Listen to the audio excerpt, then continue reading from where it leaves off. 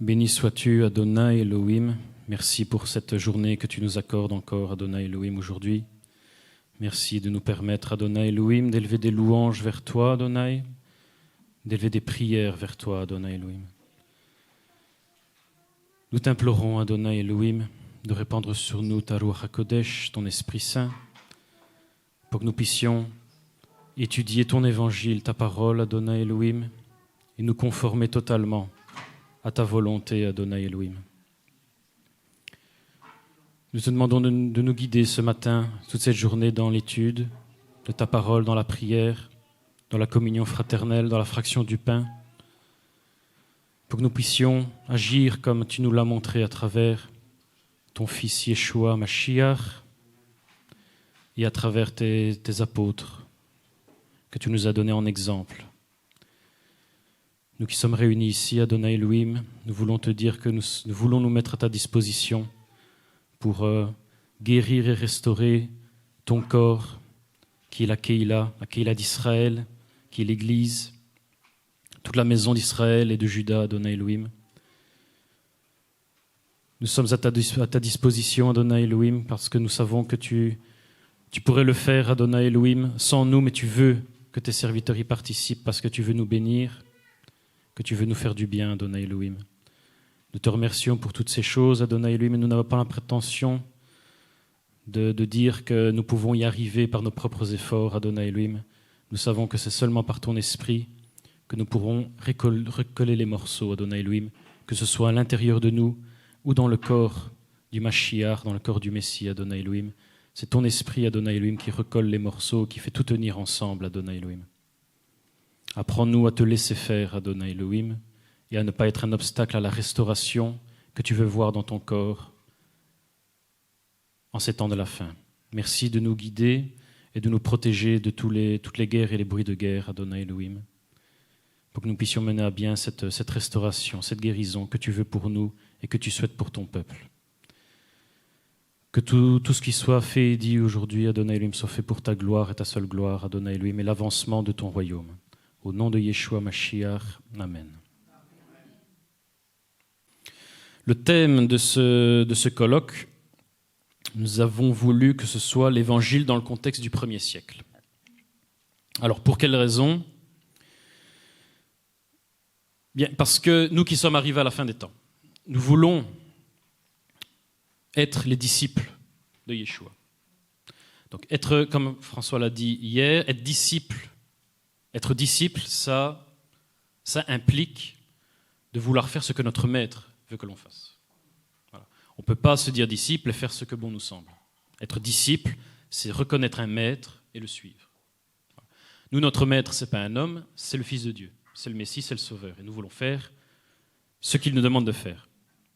Surtout maintenant, en temps de la fin, où ça, que Dieu nous protège, ça va devenir difficile. À combien plus forte raison maintenant nous devons suivre vraiment le Messie, donc l'enseignement du Messie, c'est-à-dire l'Évangile. Et donc, en tant que disciple, voilà, en tant que disciple, notre objectif doit être de restaurer, de préserver et de diffuser le vrai Évangile. Alors, ce que j'appelle le vrai Évangile, c'est l'Évangile tel qu'il était enseigné par Yeshua à l'origine. Alors pourquoi la Bible dit qu'il y a un vrai évangile et un faux évangile. Elle parle d'un faux évangile. Alors c'est vrai que malheureusement, il s'est passé un certain nombre de choses ces 2000 dernières années qui ont fait que, d'une manière générale, l'Église s'est au moins partiellement éloignée de certaines parties de l'Évangile, au moins. Des choses ont été oubliées ou mal comprises ou passées au second plan, alors que ça n'aurait pas dû être le cas. Et donc notre mission, nous, normalement, devrait être un ministère de restauration, un ministère de guérison du corps du Messie, et le seul moyen, c'est de revenir vraiment à l'évangile d'origine, l'évangile de Yeshua, et plus l'évangile du pape un tel, ou du réformateur un tel, ou de je ne sais qui. Mais l'évangile vraiment de Yeshua, donc ce que j'appelle le vrai évangile dans ce cours, pour faire plus simple. Et donc nous devons prendre exemple sur la première communauté des apôtres, qui était la seule connue, en fait, la seule communauté, la seule église connue a vraiment respecté le vrai évangile. Après la disparition des apôtres, comme l'apôtre Paul l'avait dit, il avait prophétisé, il me semble que c'était l'apôtre Paul, qu'une fois que les apôtres seront morts, qui auront disparu, déjà la génération après les apôtres, c'était terminé. Il y avait déjà des brebis des loups, qui allaient rentrer dans la bergerie. Malheureusement, c'était le cas. Alors, historiquement parlant, le dernier apôtre vivant, c'était Jean. Donc ça, c'est la tradition, l'historique qui dit ça. Il est décédé vers l'an 95. La première trace de rébellion contre le vrai évangile, c'est 98. C'est quoi? C'est la lettre d'Ignace d'Antioche. Il y a la lettre d'Ignace d'Antioche qu'il a envoyée à la communauté de Laodicée. C'est la première trace historique où on dit le judaïsme c'est terminé, la Torah c'est terminé, maintenant c'est le christianisme. Voilà, une nouvelle religion qui vient d'être créée, qui n'a plus rien à voir, qui est détachée du judaïsme, détachée de Moïse, détachée des lois, détachée de la culture hébraïque, la pensée hébraïque. Donc, le dernier apôtre vivant, Jean, il meurt en 95. 3 ans plus tard, en 98, c'est déjà terminé. Donc, la prophétie de Paul s'est révélée juste. Il a fallu 3 ans déjà pour que les loups commencent à entrer dans la bergerie. Oui. C'est Ignace d'Antioche, donc l'évêque d'Antioche qui s'appelait Ignace, qui a envoyé une lettre à la communauté de Laodicée. Donc c'est la lettre d'Ignace d'Antioche à la communauté de Laodicée, où il dit, voilà, c'est terminé. Judaïsme, Torah, culture hébraïque, c'est terminé. Oui, Shabbat, tout ça. Ça a commencé 3 ans après la mort du dernier apôtre, Jean. Et c'est ce que Paul avait prophétisé. Dans les livres des Actes, Paul est cité comme étant un des prophètes de la communauté d'Antioche. Donc Paul est un prophète, et donc il a prophétisé un certain nombre de choses, notamment ça. Et donc notre but devrait être, en ces temps de la fin, de restaurer vraiment le corps du Messie, donc de rebâtir, on va dire, la première communauté des apôtres. Alors, il y a beaucoup, parce que l'Esprit Saint souffle en ces temps de la fin, justement, un esprit de restauration, de revenir à ce que nous appelons les anciens sentiers. Le prophète Jérémie appelait ça les anciens sentiers, d'où le nom de notre communauté, Netivot Olam, en hébreu les anciens sentiers. Et donc il y a eu beaucoup, ces dernières années, dans le monde, de différentes personnes qui ont entendu cet appel de l'Esprit et qui ont essayé de bâtir des ministères de restauration, de retour aux anciens sentiers. Bon, le problème, donc j'ai mis en rouge méthodologie rigoureuse, c'est que selon mes propres recherches, j'ai malheureusement été assez déçu de la plupart de ces tentatives, de ces ministères, parce qu'il n'y avait pas derrière une méthodologie rigoureuse de restauration. Alors je m'explique. La plupart de ces ministères, qu'est-ce qu'ils font? Soit ils reprennent l'une ou l'autre dénomination chrétienne qui existe aujourd'hui, pentecôtiste, évangélique, même catholique, on prend ce qu'il y a, et on y met un petit peu de Torah, un petit peu d'hébraïsme là où ça semble bon. Et ils proclament ça, voilà, on a restauré le vrai évangile, on a restauré la communauté des apôtres. Bon, moi je ne suis pas tout à fait d'accord. C'est pas si simple. Il y en a d'autres qui font l'inverse, ils prennent l'une ou l'autre dénomination juive orthodoxe, juive libérale, juive, etc., etc., et ils y ajoutent un peu de Yeshua, là où ça semble coller un petit peu. Et ils proclament, voilà, on a restauré le vrai évangile. Je ne suis pas d'accord non plus. Je ne suis pas d'accord, ça manque de rigueur. Si nous voulons vraiment restaurer la première communauté des apôtres, le vrai évangile, il faut étudier l'enseignement de Yeshua. Il ne faut pas prendre ce qui s'est au moins partiellement éloigné de la Torah ou de l'évangile 2000 ans plus tard, et ensuite, en y mettant un petit peu au goût du jour, avec un peu de Yeshua, un peu de Torah, etc., et dire, ça y est, on a restauré. Non.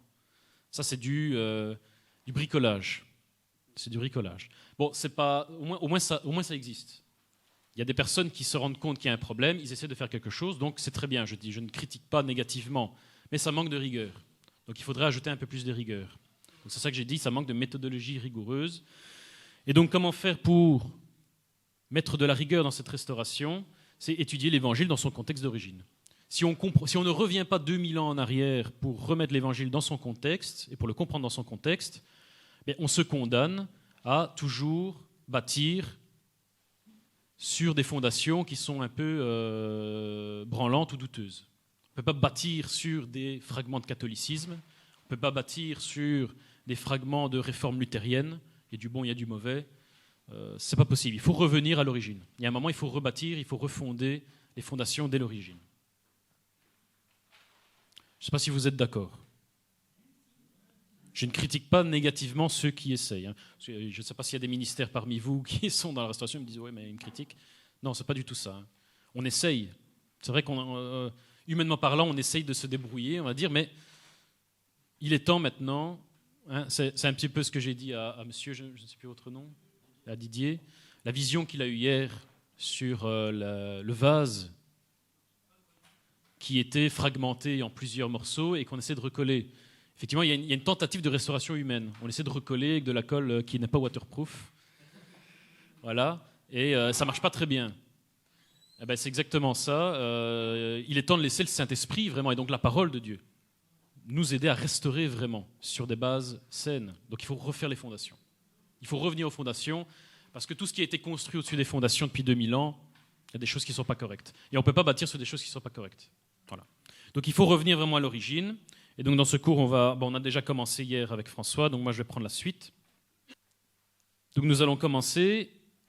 Donc hier, François a montré, bon, ce cours n'était pas fini, c'est dommage, mais il y avait beaucoup.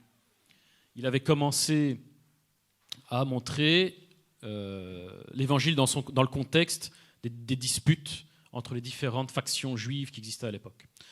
Alors, pour ceux qui étaient là au colloque de février, et ceux qui n'étaient pas là, ils peuvent avoir le cours, hein, s'ils le demandent.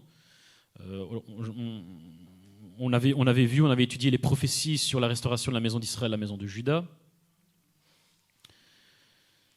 Et on avait vu que c'était l'un des buts de l'évangile, l'un des buts de Yeshua, c'était de restaurer les deux bergeries. La bergerie d'Israël, donc Ephraïm, on va dire grosso modo les chrétiens, le christianisme, grosso modo, et Juda, les juifs. Et il veut les restaurer pour reformer le royaume d'Israël, ce qu'il appelle le royaume de Dieu ou le royaume des cieux. C'est le royaume restauré d'Israël. Le problème, c'est que pour arriver à cette restauration, il faut d'abord une restauration à un autre niveau. C'est-à-dire qu'il faut restaurer d'abord la maison d'Israël en elle-même et restaurer la maison de Juda en elle-même. Parce que le problème, c'est que la maison d'Israël et la maison de Juda sont elles-mêmes divisées, intérieurement. Donc comment faire pour restaurer les deux maisons, réunir les deux maisons, si chacune des maisons sont elles-mêmes fragmentées en des dizaines et des vingtaines ou des milliers, dans le christianisme, des milliers de dénominations différentes. Ouais, 42 000 officiellement. Bon, on ne va pas tous les voir. On ne va en voir que 5 ou 6 en exemple. Officiellement, il y a 42 000 dénominations chrétiennes. Je ne sais plus d'où vient c'est de l'encyclopédie.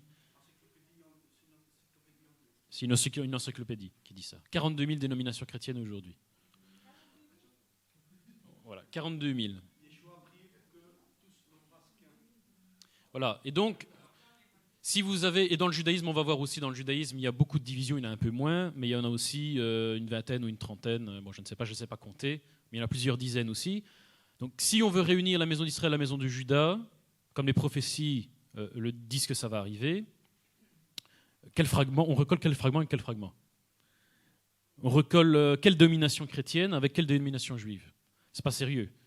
Donc Yeshua, on l'a vu hier avec François, lors de sa première venue, il a essayé de recoller les morceaux dans la maison de Juda.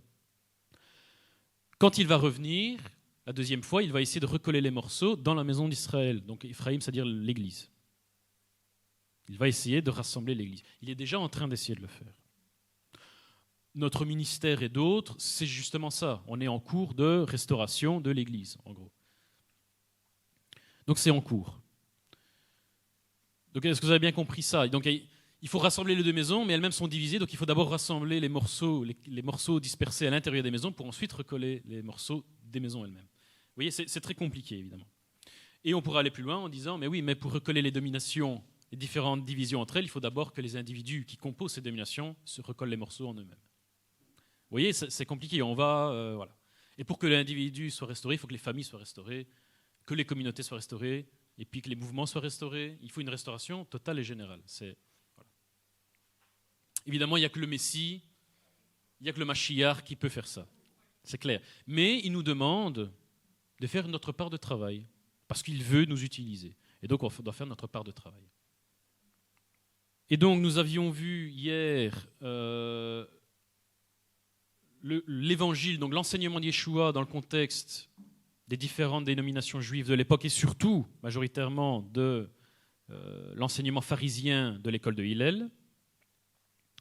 Moi, je vais faire sur les Esséniens. Je vais montrer que ce que Yeshua a enseigné à son époque, finalement, une partie de ce qu'il a enseigné, les Esséniens l'enseignaient aussi. Et après, on va se poser la question, parce qu'il y a une remarque hier très importante, pourquoi il y a ces points communs? Pourquoi l'enseignement de Yeshua n'est pas 100% original? Pourquoi on retrouve des points communs de l'enseignement de Yeshua dans certaines dénominations juives de l'époque? On va voir qu'il y a un message derrière, c'est pas pour rien. Il y a un message derrière. Yeshua veut nous dire quelque chose. Bon, on va voir après. Donc commençons. Les points communs qu'on peut voir dans l'Évangile ou dans l'enseignement des apôtres d'une manière générale, et avec l'enseignement des Esséniens. Donc premièrement, Jean-Baptiste et les Esséniens. On voit qu'il y a un lien très probable entre Jean-Baptiste et les Esséniens. Premièrement, le lieu de vie. On voit que Jean-Baptiste vivait à Béthanie. Donc je vous mets tous les versets, on ne va pas tout lire. Hein. Si vous voulez qu'on les lise, vous me le dites. Ou si vous voulez qu'on prenne du temps pour les lire, mais pour gagner un peu de temps, on ne lira pas tout. Mais vous voyez toutes les références. Donc on dit dans l'Évangile que Jean-Baptiste vivait à Béthanie et qu'il vivait dans les déserts depuis son enfance. Donc dans le désert de Béthanie. Alors ça paraît un peu bizarre pour un enfant de croître comme ça dans le désert de Béthanie. Mais en fait, donc on peut se poser la question, pourquoi l'Évangile nous dit ça, que Jean-Baptiste... Vous savez, chaque mot est important dans la Bible. On nous dit que Jean-Baptiste demeurait depuis son enfance dans le désert de Béthanie, il a grandi là. Qu'est-ce que ça veut dire? Il faut savoir que Béthanie, c'est à 13 km de Qumran. Donc c'est dans la région où vivaient justement les Esséniens. Alors je ne sais pas si vous vous êtes déjà posé la question, moi je m'étais déjà posé la question. On nous apprend dans l'Évangile que Hérode, quand il a appris la naissance de Yeshua, il a décidé de tuer tous les enfants de 2 ans pour être sûr d'éliminer le Messie. Bon, heureusement, évidemment, ça n'a pas fonctionné. Mais Jean-Baptiste, alors? Jean-Baptiste avait 6 mois de plus que Yeshua. Comment a-t-il fait pour échapper au massacre? Bonne question. Eh bien, en fait, il y a un évangile qu'aujourd'hui on classifie dans les apocryphes. Alors, les apocryphes, il y a des choses qui sont mauvaises, mais il y a des choses parfois qui sont un peu intéressantes. Et donc ici, il y a ce qu'on appelle un apocryphe qui s'appelle le protévangile de Jacques. Donc c'est un évangile de Jacques bis. Donc je ne vais pas discuter de sa véracité ou pas, je ne sais pas, mais il dit quelque chose quand même d'intéressant, et qui est probablement vrai. Il dit que lorsque Élisabeth, donc la mère de Jean-Baptiste, donc je l'ai mis en gras, a appris qu'Hérode voulait tuer tous les enfants de moins de 2 ans, elle a été cachée, Jean-Baptiste, dans les cavernes du désert. Les cavernes du désert de Béthanie, comme on le voit dans l'Évangile. Donc justement dans les cavernes où vivaient les Esséniens. Et donc c'est comme ça que Jean-Baptiste a échappé au massacre. Et justement dans l'un des livres de Flavius Joseph, donc l'historien pharisien du 1er siècle, il vivait à la même époque que Yeshua et les apôtres. Flavius Joseph un peu après Yeshua, à la même époque que les apôtres. Flavius Joseph dit dans son livre La guerre des Juifs que justement les Esséniens adoptaient, comme ils ne se mariaient pas, la plupart en tout cas ne se mariaient pas, ne faisaient pas d'enfants, ils adoptaient les enfants des gens qui venaient leur abandonner dans le désert leurs enfants. Et je ne sais pas si vous connaissez ça, en Europe, les couvents, les monastères, ils avaient des espèces de petites niches où on abandonnait les enfants. Les Esséniens avaient ça, mais dans les cavernes du désert. Et comme par hasard, dans le protévangile de Jacques, on nous dit que Jean-Baptiste a été caché dans une caverne du désert. Donc, ce n'est pas une coïncidence. Il est très probable en fait que Jean-Baptiste ait été élevé depuis son enfance dans le désert de Béthanie par les Esséniens qui vivaient justement là. Alors ça a des implications, on va voir. Donc ça c'est déjà un premier point commun. On nous dit déjà que Jean-Baptiste était probablement élevé par des Esséniens d'origine essénienne. Bon. Ensuite, il y a un autre point commun, c'est l'alimentation, les sauterelles. On nous dit dans Matthieu 3,4 que Jean-Baptiste se nourrissait de sauterelles dans le désert. Bon. Là aussi, détail bizarre, on s'en fout qu'il mangeait des sauterelles. Pourquoi on nous dit qu'il mangeait des sauterelles? Parce qu'il y a quelque chose à comprendre derrière. Dans l'écrit de Damas, donc l'écrit de Damas, c'est l'un des principaux manuscrits de Qumran. Donc tout le monde sait c'est quoi le manuscrit de Qumran. Ça, j'ai pas, oui, c'est les manuscrits de la secte essénienne qu'on a découvert en 1947, un an avant la restauration d'Israël. Bizarre. Pour qu'il y ait une restauration, il fallait une découverte de quelque chose d'ancien. Vous comprenez toujours, il faut revenir à ce qui est ancien il y a 2000 ans pour qu'il y ait une restauration. Voilà. Donc en 1947, on redécouvre les manuscrits esséniens. L'année d'après, Israël est restauré. Vous voyez comment Adonai nous parle. Il faut revenir à ce qui est ancien pour qu'il y ait une restauration. Voilà. Et donc c'est le sujet du cours aujourd'hui. Donc dans l'écrit de Damas, qui est un des écrits principaux des Esséniens, colonne 12, on dit « En ce qui concerne les différents types de sauterelles, celles-ci seront plongées vivantes dans le feu ou dans l'eau, car ainsi le veut sa nature. » C'est-à-dire les Esséniens mangeaient des sauterelles.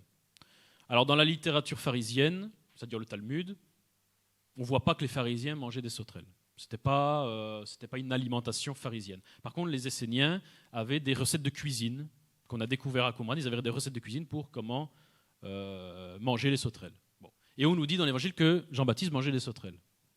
Bon. Ça serait bizarre s'il n'y aurait pas un message derrière. Alors, un autre point commun, c'est la prophétie d'Ésaïe 40, verset 3. Jean-Baptiste base tout son ministère sur cette prophétie d'Ésaïe 40, verset 3. « Dans le désert, aplanissez le chemin du Seigneur. » Donc je suis celui qui crie dans le désert, aplanissez le chemin du Seigneur, comme le dit Ésaïe le prophète. Donc ça, c'est la base du ministère de Jean-Baptiste.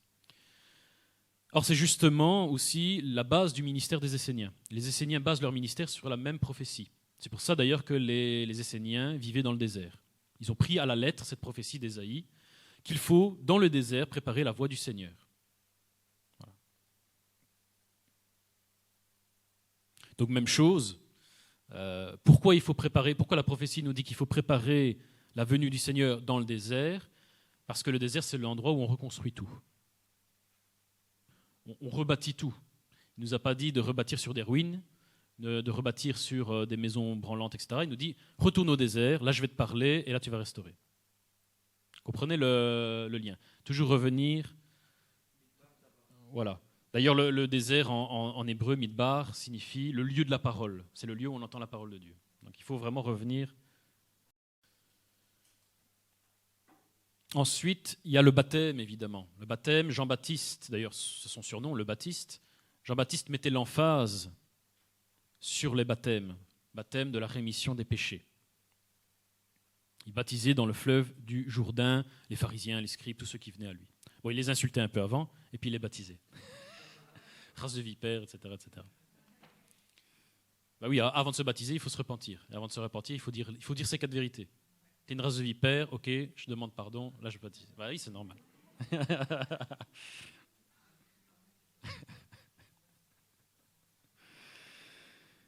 Et évidemment, les Esséniens, dans la règle de la communauté, donc c'est le deuxième grand écrit des Esséniens, la règle de la communauté, faisaient exactement la même chose. Ils mettaient l'emphase sur les baptêmes, les immersions. On a retrouvé beaucoup de mikvaot, pluriel de mikvé, donc beaucoup de baptisphères, comme on dit, dans Qumran. Il y en avait beaucoup.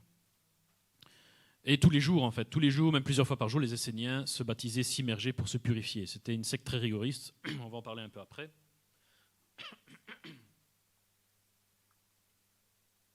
Et donc, bon, il y a beaucoup d'écrits, évidemment, qui parlent de ça dans les manuscrits de Qumran. Et par exemple, ici, il parle donc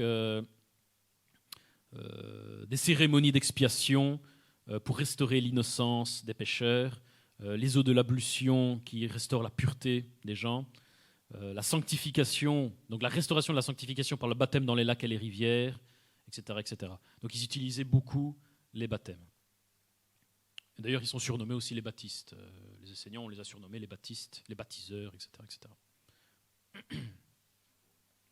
Donc il y a l'emphase sur le baptême, la pureté rituelle, oui, la pureté, la purification des péchés. Une question ?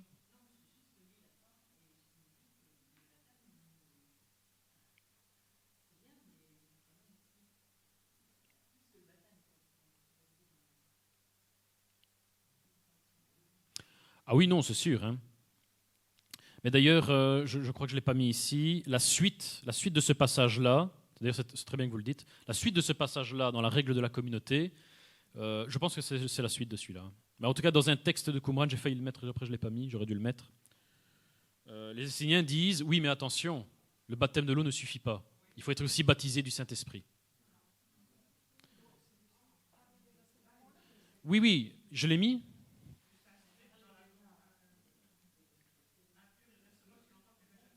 Ah oui, oui, dans ce sens-là, oui, déjà.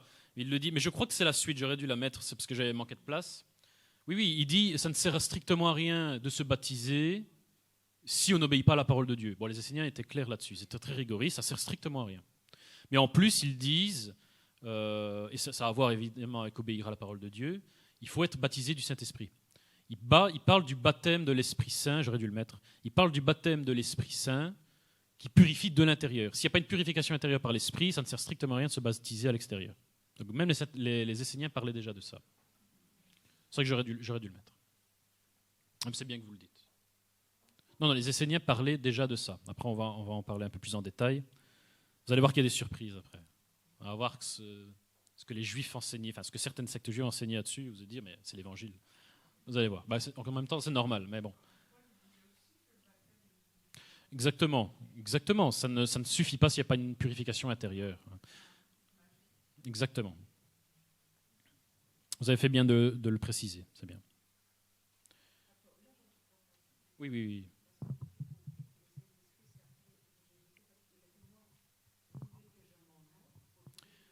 On va en parler après, oui, c'est vrai. Mais oui, ça, je vais en parler après. Maintenant, il faut bien comprendre, et justement, c'est un peu le sujet du colloque. C'est un peu, j'ai dit qu'on va répondre à plusieurs questions, notamment à pourquoi il y a des points communs entre l'Évangile et les différentes sectes juives. Il faut savoir que, comme le dit François, dans le catholicisme d'abord, puis les luthériens, les protestants, ont dit qu'ils ont popularisé l'enseignement que le Saint-Esprit a commencé en Actes, donc la Pentecôte des apôtres. Ce n'est pas tout à fait vrai, parce que dans la Bible, le Saint-Esprit commence à Genèse chapitre 1, verset 2. Voilà, au verset 2 de toute la Bible, Genèse 1, on nous dit le Saint-Esprit ou l'Esprit de Dieu planait sur les eaux. Donc le Saint-Esprit, il y a toujours eu.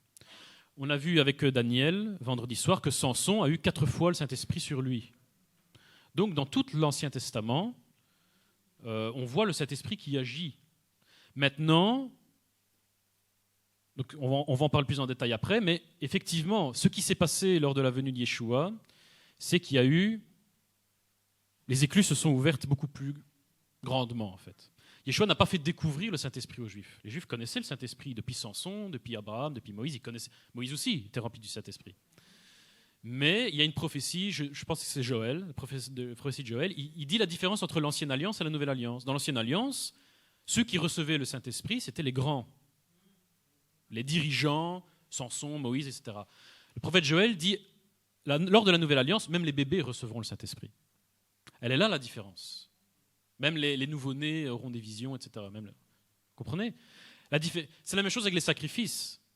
Quand Yeshua est venu se sacrifier pour la rémission de nos péchés, c'est enseigné depuis Moïse qu'il faut un sacrifice pour la rémission des péchés. Ce que Yeshua est venu apporter, ce n'est pas quelque chose de nouveau. Il est venu apporter quelque chose de... La même chose, mais en plus grand, si vous voulez. Vous comprenez ? Il est venu aussi s'offrir comme un sacrifice, comme on offrait au temple, mais son sacrifice à lui est beaucoup plus puissant. Saint-Esprit, même chose. Saint-Esprit existe depuis toujours, mais lui, il est venu encore plus puissamment. Il est venu l'apporter avec plus de puissance. Vous comprenez ? C'est comme Paul le dit, les sacrifices animaux dans le temple enlèvent les péchés, mais ils couvrent les péchés, mais modérément et temporairement. Par contre, le sacrifice de Yeshua, c'est définitif. Vous voyez, en fait, il fait la même chose que dans l'Ancienne Alliance, mais il apporte un climax, comme on dit. Il apporte quelque chose de... La même chose, mais en plus fort. Voilà. Il ouvre les écluses beaucoup plus grandes. Donc le Saint-Esprit était connu des Juifs. Il n'y a pas de... Ouais. Ont reçu, ouais. Ils ont reçu l'Esprit qui était sur Moïse. Voilà. Donc c'est le Saint-Esprit, en fait. Donc on voit que... c'est le symbole du voile pour le Saint des Saints. Les Juifs aussi avaient accès au Saint des Saints, mais une fois par an. Nous, maintenant, on a accès tous les jours. Voilà. Donc il est venu apporter un climax, comme on dit. Je ne sais pas comment le dire. Mais pas quelque chose de nouveau. Il est venu reprendre ce qu'il y avait dans l'ancienne alliance, mais il le met maintenant en plus fort. Voilà. Il ouvre totalement la porte. Avant, la porte était entrebâillée, maintenant elle est totalement ouverte. C'est ça là. Mais les Juifs connaissent le Saint-Esprit. Ils connaissent même le parler en langue, les dons, etc. Bon, j'en parlerai pas ici, mais il y a un passage dans les psaumes, où, je ne sais plus lequel, je crois que c'est le 80-82, où on évoque le fait que Joseph avait le don du parler en langue. Il y a un passage dans les psaumes qui parle de ça. Les dons du Saint-Esprit existaient dans l'Ancien Testament. Moïse, Élie, les prophètes avaient les dons du Saint-Esprit. Mais c'était plus réduit. Et il n'y avait que les grands dirigeants d'Israël, du peuple, qui les possédaient. Le peuple, lui, n'avait pas accès à ça. Alors que nous, même les enfants ont accès. Elle est là la différence. Oui, il y a un verset vraiment dans le psaume, il faudrait que je le retrouve. Hein. Et comme par hasard, c'est le seul passage dans la Bible où le nom de Joseph en hébreu est écrit avec la lettre He, donc la lettre H qui symbolise le Saint-Esprit. Pour dire, tiens, dans ce passage-là, il a reçu le He, donc comme Abraham. Il a reçu le He en plus, donc le Saint-Esprit, et on nous dit qu'il a reçu la capacité de comprendre et de parler des langues étrangères en Égypte. C'est le verset qui est écrit dans les psaumes. En fait, c'est le parler en langue. Les Juifs connaissent le parler en langue, ils l'appellent d'une autre façon. On en parlera après si vous voulez.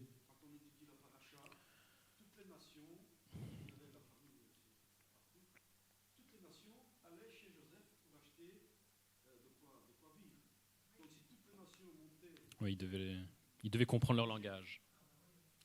Voilà. Exactement.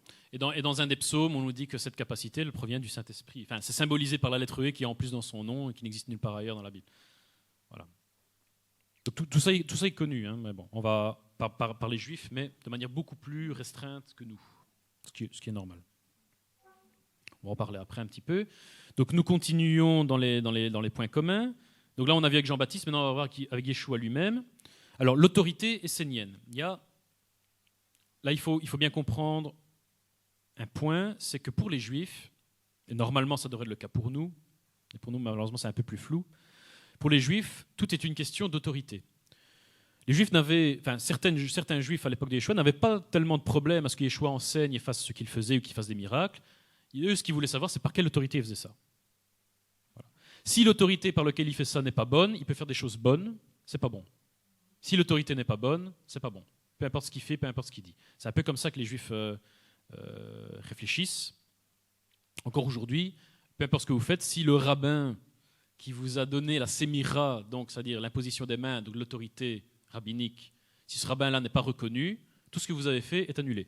D'ailleurs, en Israël, c'est un peu le bazar à cause de ça. Il y a des disputes entre rabbins, et donc les rabbins qui font des mariages ou des annulations de mariage, etc., certains rabbins ne les reconnaissent pas. Donc vous avez des gens qui sont mariés mais ne sont pas reconnus par tel rabbin parce qu'ils ne reconnaissent pas le rabbin, l'autorité du rabbin qui a fait le mariage. Il y a des annulations de divorce. Alors il y a des gens qui ne savent plus s'ils sont mariés ou s'ils sont divorcés. Ils sont mariés dans telle ville, ils changent de ville, ils ne sont plus mariés. Parce qu'il y a une dispute entre autorités rabbiniques. Ah, c'est comme ça. Alors, en Israël, c'est très, très compliqué.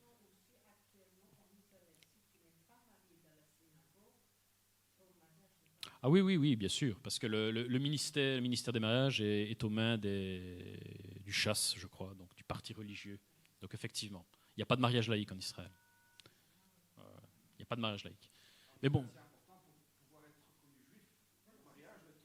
Oui, voilà, mais malheureusement, il y a une guerre, il y a des divisions évidemment, donc il y a une guerre d'autorité rabbinique, hein, comme à l'époque de Yeshua, où les pharisiens venaient, mais ils ne lui disaient pas ce que tu fais c'est bien. Il dit par quelle autorité tu fais ça? Si l'autorité par laquelle tu fais ça, c'est pas bon, peu importe ce que tu fais, même les miracles, c'est pas bon. Et donc, ce ne sera pas reconnu. Donc, c'est une guerre d'autorité rabbinique. Et donc, on voit dans ce passage-là les principaux sacrificateurs et les anciens du peuple. Donc, les principaux sacrificateurs, ça, ce sont les Sadducéens. Les anciens du peuple, ce sont les pharisiens. D'accord?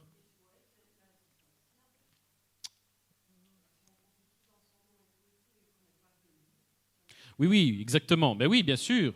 Yeshua dit la même chose. Quoi qu'on fasse, si on ne le fait pas avec lui, on disperse. Bien sûr, tout à fait. Faire un miracle, entre guillemets, par la magie ou je ne sais quoi, même si la personne est guérie, ça n'a aucune valeur. Il faut le faire par le nom de Yeshua. Sinon, ça ne marche pas. Vous comprenez? Donc Yeshua dit, effectivement, il dit la même chose. Et donc c'est intéressant ici parce que donc, on a à la fois des Sadducéens et des pharisiens qui viennent voir Yeshua et disent par quelle autorité fais-tu ces choses? Ils veulent savoir c'est qui ton rabbin. Alors très intéressant, Yeshua leur répond par une question, évidemment il est juif, il leur dit, je vais vous poser une question, le baptême de Jean, d'où venait-il? Du ciel ou des hommes? C'est-à-dire que les Sadducéens et les pharisiens demandent à Yeshua par quelle autorité il fait ces choses, et Yeshua leur répond leur demandant par quelle autorité Jean-Baptiste faisait ce qu'il faisait. Alors ça veut dire plusieurs choses. Ça veut dire plusieurs choses. D'abord, Yeshua a été baptisé, il a été annoncé par Jean-Baptiste et il a été baptisé par Jean-Baptiste. Ce qui fait que, humainement parlant, il ne faut pas mal me comprendre, mais humainement parlant, la source de sa légitimité provient de Jean-Baptiste, humainement parlant. Puisque c'est Jean-Baptiste qui a dit, c'est lui le Messie. Et c'est lui qui l'a baptisé. Donc là, sa légitimité humaine, entre guillemets, c'est Jean-Baptiste. Or, l'autorité rabbinique, la sémira, comme on disait à l'époque, de Jean-Baptiste, provenait des Esséniens, très probablement, comme on l'a vu. Donc, Yeshua répond, quand on lui pose la question, quelle est la source de ton autorité humaine, entre guillemets, Yeshua répond, les Esséniens. Alors, ça ne doit pas être troublant, parce que dans Matthieu 23, Yeshua dit, comme l'a très bien dit François hier, il reconnaît l'autorité des pharisiens, en disant, c'est eux qui sont assis sur la chair de Moïse, donc écoutez-les. C'est-à-dire, dans Matthieu 23, il reconnaît l'autorité des pharisiens. Dans ce passage-ci, en fait, en allusion, il reconnaît aussi l'autorité des Esséniens. Vous comprenez la logique? Dans Matthieu 23, il reconnaît l'autorité des pharisiens, en disant... Voilà, exactement. En fait, ici, il fait la même chose avec les Esséniens, puisqu'il reconnaît en quelque sorte l'autorité de Jean-Baptiste. Et que l'autorité de Jean-Baptiste provient très probablement, comme on l'a vu au début, des Esséniens. Donc par là, il reconnaît forcément l'autorité des Esséniens. Donc il n'y a pas que les pharisiens qui sont reconnus de manière autoritaire provenant héritiers de Moïse, il y a aussi les Esséniens. À travers ce passage-là, on le comprend. Maintenant, il y a une autre allusion. Yeshua, il dit, d'où venait l'autorité de Jean-Baptiste? Des cieux ou des hommes? Évidemment des cieux. C'est-à-dire, comme les pharisiens dans Matthieu 23, leur autorité provient de Moïse, et l'autorité de Moïse provient elle-même de Dieu, donc des cieux, Yeshua dit les Esséniens eux-mêmes tirent leur autorité de Dieu lui-même. Ce n'est pas une autorité humaine. Vous comprenez? Donc c'est ça que j'ai dit, quand j'ai dit autorité humaine, pas mal se comprendre. Ça vient de Moïse, donc ça vient de Dieu. D'accord? Mais c'est intéressant. L'interdiction des serments, ça c'est un autre point commun. On voit que Yeshua, dans Matthieu 5, 33-37, nous interdit de jurer, de faire des serments. Nous interdit. Donc, mais moi, je vous dis de ne jurer aucunement, ni par le ciel parce que c'est le trône de Dieu, ni par la terre parce que c'est son marchepied, ni par Jérusalem parce que c'est la ville du grand roi. Ne jure pas non plus par ta tête, que votre parole soit oui, oui, non, non. Ce qu'on ajoute vient du malin.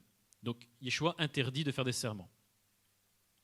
Ce qui est permis dans la Bible, enfin dans l'Ancien Testament, dans la Torah, il est permis de faire des serments sous certaines conditions. Yeshua, lui, il dit, il vaut mieux pas. C'est très dangereux. Or, les pharisiens permettaient les serments. Par contre, les Esséniens l'interdisaient totalement. Dans l'écrit de Damas, colonne 15, on voit que il est strictement, les Esséniens disent qu'un homme ne jurera pas par Aleph et Lamed, c'est-à-dire par Elohim, par le nom de Dieu, ni par Aleph et Dalet, c'est-à-dire par Adonai, le Seigneur, mais par les vœux de ceux qui entrent dans l'alliance. Il ne mentionnera pas la loi de Moïse parce que le nom de Dieu, j'ai une faute d'orthographe, parce que le nom de Dieu y est écrit en entier, et s'il jure par elle, puis commet un péché, il aura profané le nom divin. C'est exactement ce que dit Yeshua. Ne faites pas de serment sur Dieu, sur Jérusalem, etc., parce que si après vous ne respectez pas votre serment, vous allez blasphémer le nom de Dieu ou de Jérusalem. Les Esséniens disent la même chose. Ne faites pas de serment, parce que si jamais vous n'arrivez pas à le tenir et que vous le transgressez, vous allez blasphémer le nom de Dieu que vous allez utiliser dans le serment. Donc c'est exactement le même argument. Donc sur la direction de la communauté aussi. On voit dans les évangiles que Yeshua... Donc c'est très bizarre, la structure de la première Keïla des apôtres, c'est une structure mixte entre les pharisiens et les Esséniens. Yeshua fait un melting pot des deux. Enfin, j'ai expliqué après, c'est pas un melting pot, mais il a fait un petit peu un mélange des deux. Il respecte, non. Les pharisiens respectent plutôt ce que Yeshua a enseigné sur certains points dans la structure de la Keïla, mais les Esséniens aussi. Par exemple, sur les 12. Yeshua fait diriger sa communauté par 12 apôtres, ce qui n'était pas le cas des pharisiens. Les pharisiens avaient 10 personnes, comme François l'a dit. Et ici, il y a 12 apôtres. On voit aussi qu'il fait aussi les 10 personnes, comme les pharisiens, comme François l'a dit, mais il utilise aussi les 12 apôtres qui vont diriger sa communauté. Et donc ça, on voit ça bien sûr dans Matthieu. Et dans Galates 2,9, on voit que les 12 apôtres sont eux-mêmes dirigés par un conseil de 3 apôtres restreints, qui sont Jacques, Pierre et Jean, qui sont les dirigeants des 12. C'est-à-dire il y a un conseil de 12 apôtres, lui-même dirigé par un conseil de 3 apôtres. Et dans la règle de la communauté, les Esséniens faisaient exactement la même chose. La communauté essénienne était administrée par 12 laïcs et 3 prêtres. Donc un conseil de 12, et même dirigé par un conseil de 3.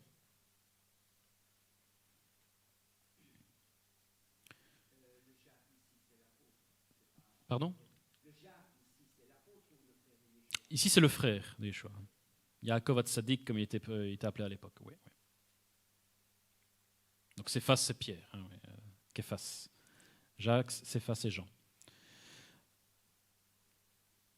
Alors c'est intéressant dans Galates 2,9. Paul dit, donc quand Paul... Bon, il faut un peu connaître l'histoire de Paul.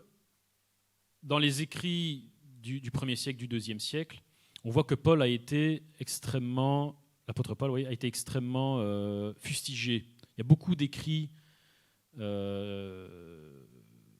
juifs ou chrétiens qui disent que Paul agissait sans autorité légale. Ce qui n'est pas faux. C'est-à-dire que Paul, c'était une forte tête. Quand il a reçu dans Actes, on voit qu'il a reçu dans Galates, dans Actes et dans Galates, on voit qu'il a reçu son ministère par Yeshua lui-même. Il a refusé, il le dit, il a refusé d'aller voir la Keïla de Jérusalem pour recevoir la permission d'enseigner. Il a dit, moi, Yeshua m'est apparu dans le désert de Damas, et il m'a dit de commencer mon ministère, je fais mon ministère, je n'ai pas à demander la permission à la chair et au sang, si vous vous souvenez de ces versets-là.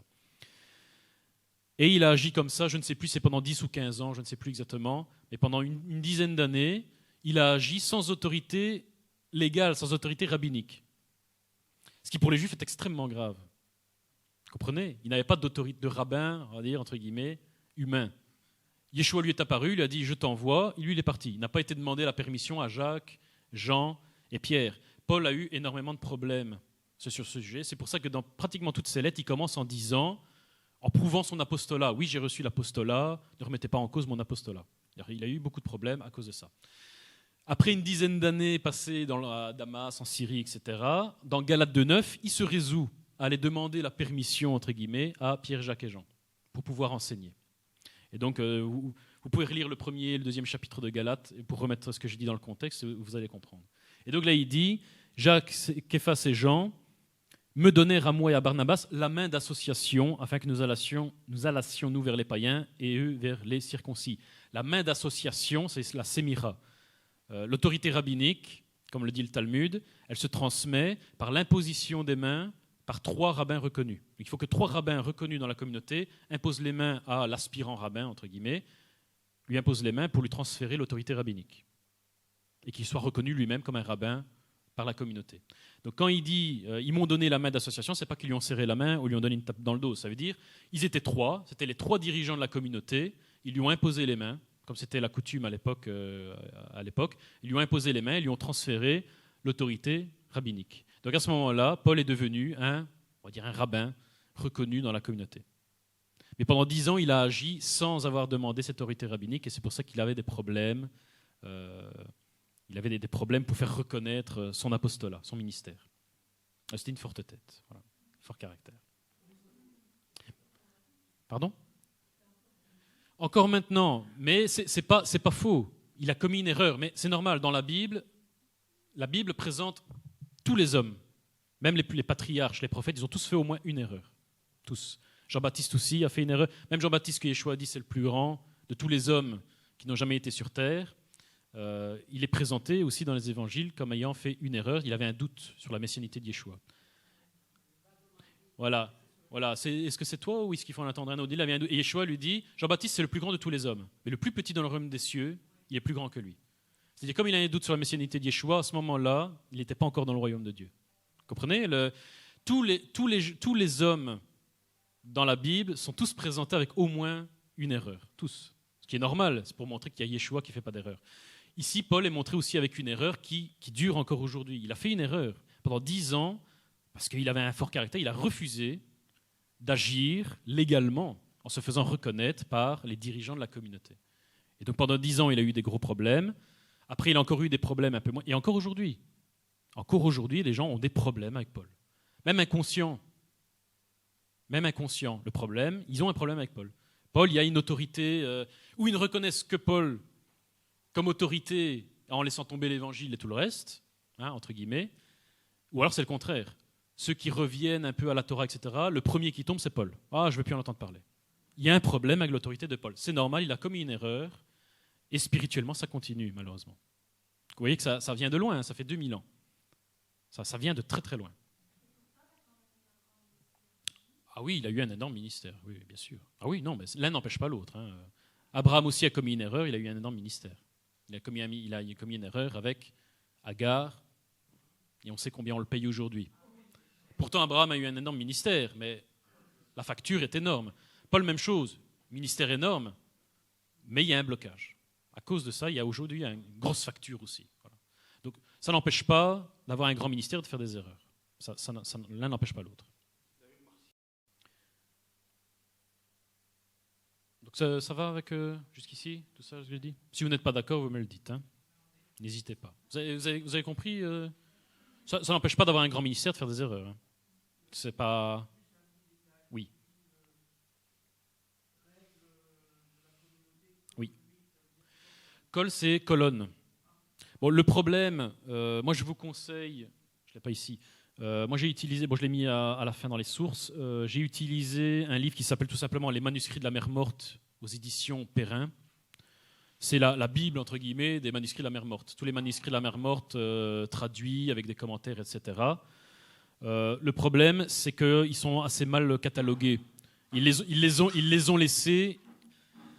Ils ont laissé les manuscrits de la mer morte sous forme de colonnes, de paragraphes. Donc il n'y a pas des versets comme dans la Bible. Donc ça, c'est colonne 8. Donc dans la colonne 8, vous avez 50 versets, quoi. Donc il faut un peu lire pour le retrouver. Bon, c'est malheureux, il n'y a pas de versets, il n'y a pas de découpage en versets. Donc c'est des colonnes. Pardon ? Les manuscrits de la mer morte, tout simplement, édition Perrin. Il est très complet, ils sont pratiquement tous là, bien traduits. C'est celui-là que j'ai utilisé. Donc les manuscrits de la mer morte aux éditions Perrin. P-E-2-R-I-N. Collection Tempus, si vous voulez savoir. Non, c'est rare quand il y a des bons livres comme ça en français. Généralement, on est obligé d'utiliser les anglais parce qu'ils font des... Donc, on continue.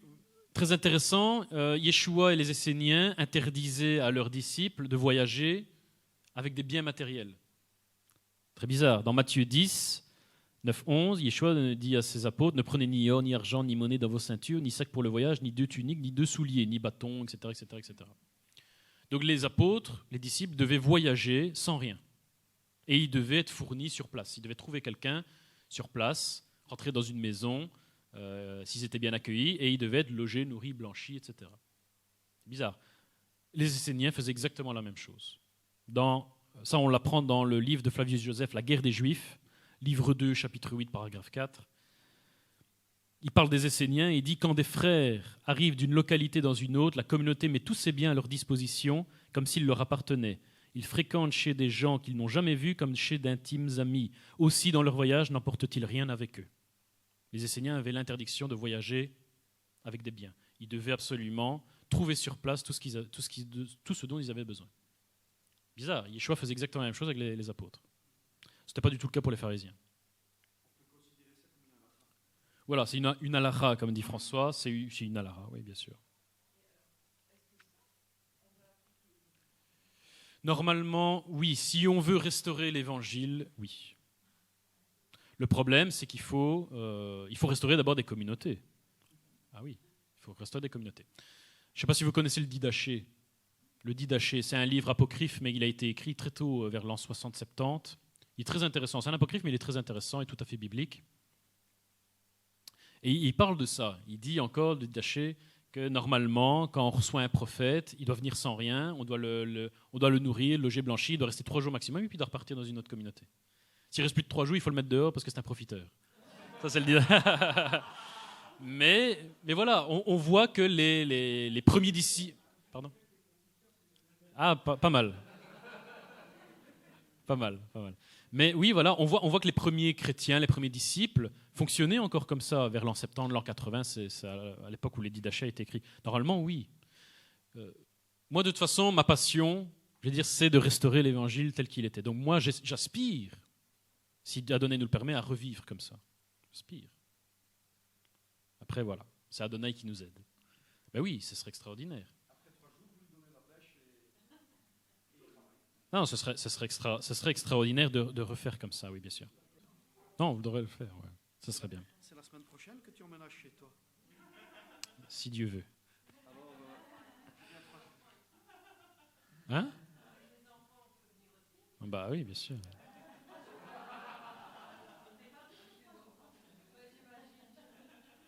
Mais pas plus de 3 jours, hein. Pas plus de 3 jours. Voilà. Exactement, dans les proverbes, il est dit qu'on ne doit pas profiter. Exactement. Ouais, c'est vrai, ça. Donc voilà, donc Yeshua ordonne ça à ses disciples, et les Esséniens faisaient la même chose, voyager sans bien. Voyager armé, alors ça c'est très bizarre.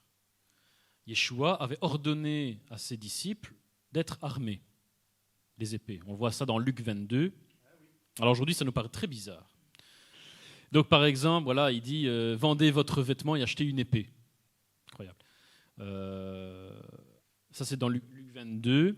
Dans Jean 18, on voit bien sûr que Simon-Pierre avait une épée qu'il tira pour arracher l'oreille d'un des gardes des sacrificateurs. Voilà. Coupé, oui, pardon. Donc il faut s'imaginer un peu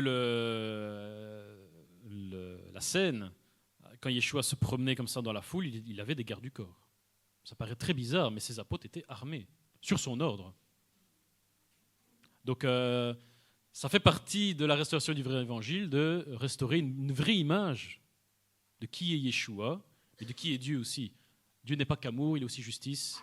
Yeshua n'est pas que l'agneau, il est aussi le lion. Vous voyez, le lion de Juda, il n'est pas que l'agneau. Et il était armé et il nous ordonne d'être armés. C'est bizarre aujourd'hui de dire ça, mais c'est comme ça. Et pourquoi être armé ? Bien sûr, dans Luc 22, il explique que qu'Adonai nous préserve, nous allons être persécutés. En tant que disciples de Yeshua, nous allons être persécutés par différentes personnes. Yeshua nous dit, ne vous laissez pas faire. Hein, contrairement à l'image qu'on voit mourir gentiment en martyr, non, il dit, quand je vais partir, dans Luc 22, il dit, quand je vais partir, vous allez être persécutés, armez-vous, protégez-vous. Ça paraît bizarre, mais ça on l'oublie. On n'est pas censé, je ne sais plus qui m'a dit ça, je ne sais plus, on n'est pas censé se laisser faire. On en a parlé, je crois, hein, quand on a parlé des problèmes avec l'islam aujourd'hui, etc. Je ne sais plus qui l'a dit, mais on n'est pas censé se laisser faire. Je pense que est-ce que c'était pas toi ou Samuel, je ne sais plus. C'est Shmuel ou Laurent, je ne sais plus. Quelqu'un l'a dit hier ou avant-hier, on n'est pas censé non plus se laisser faire. On doit s'enfermer dans nos maisons, on n'est pas censé non plus rechercher à se faire persécuter, mais si quelqu'un rentre dans la maison, on peut se défendre. Yeshua nous donne, enfin, c'est même pas un conseil qu'il nous donne l'ordre. Armez-vous, protégez-vous. Parce que vous allez être persécutés. Ne vous laissez pas persécuter comme ça. Ça, c'est l'oubli de ce commandement de Yeshua a provoqué, je pense, des catastrophes dans l'Église. Cette fausse passivité, on se laisse faire, on se laisse marcher sur les pieds, etc. Ah oui, c'est ça qu'on l'a dit. Oui, c'est à cause de ce verset-là, mais ce verset-là, dans le contexte, parle de la provocation. Il ne faut pas répondre aux provocations. Mais il y a une différence entre répondre aux provocations et puis se laisser massacrer. Voilà. Donc, et oui, c'est ça que quelqu'un a dit que, à cause de cette fausse doctrine, qui est vraiment une doctrine pacifique, qui moi je trouve démoniaque, où sont les chrétiens, où sont les musulmans ? Aujourd'hui, les musulmans, entre guillemets, ils contrôlent à peu près le pouvoir, enfin, ils influencent le pouvoir. Où sont les chrétiens ? Nulle part. Voilà. Si on n'avait pas oublié, je ne dis pas qu'il faut s'armer, qu'il faut faire la guerre, je dis pas, mais si on n'avait pas oublié cette partie de l'évangile aussi, parce que ça fait aussi partie de l'évangile, les chrétiens seraient encore influents dans le pouvoir politique. On n'aurait pas laissé l'Arabie saoudite corrompre les politiciens avec son argent, on n'aurait pas laissé les francs-maçons prendre comme ça le pouvoir, on se serait battu. Tu vois ?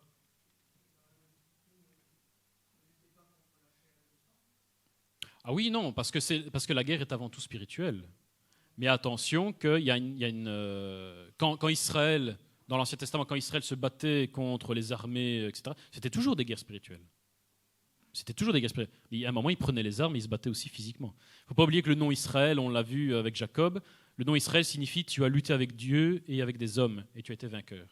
Il faut d'abord lutter. Enfin, il y a une autre traduction de ça dans la Zadokan, la tradition juive. Il dit tu as lutté avec des dieux, c'est-à-dire avec des idoles, et avec les hommes qui les servent. Donc, il y a une autre traduction au mot Israël. Israël, c'est celui qui combat contre les faux dieux, les idoles, et qui combat contre les hommes qui servent ces idoles. Donc d'abord, il faut vaincre le lion le lion spirituel qui protégeait les Philistins, mais après, il faut vaincre physiquement les Philistins, une fois qu'ils ont perdu leur protection spirituelle. Donc la guerre spirituelle, c'est d'abord, et ensuite, il y a un combat physique. Mais d'abord, il faut détruire l'esprit protecteur. C'est vrai. Oui, c'est ça. C'est ça.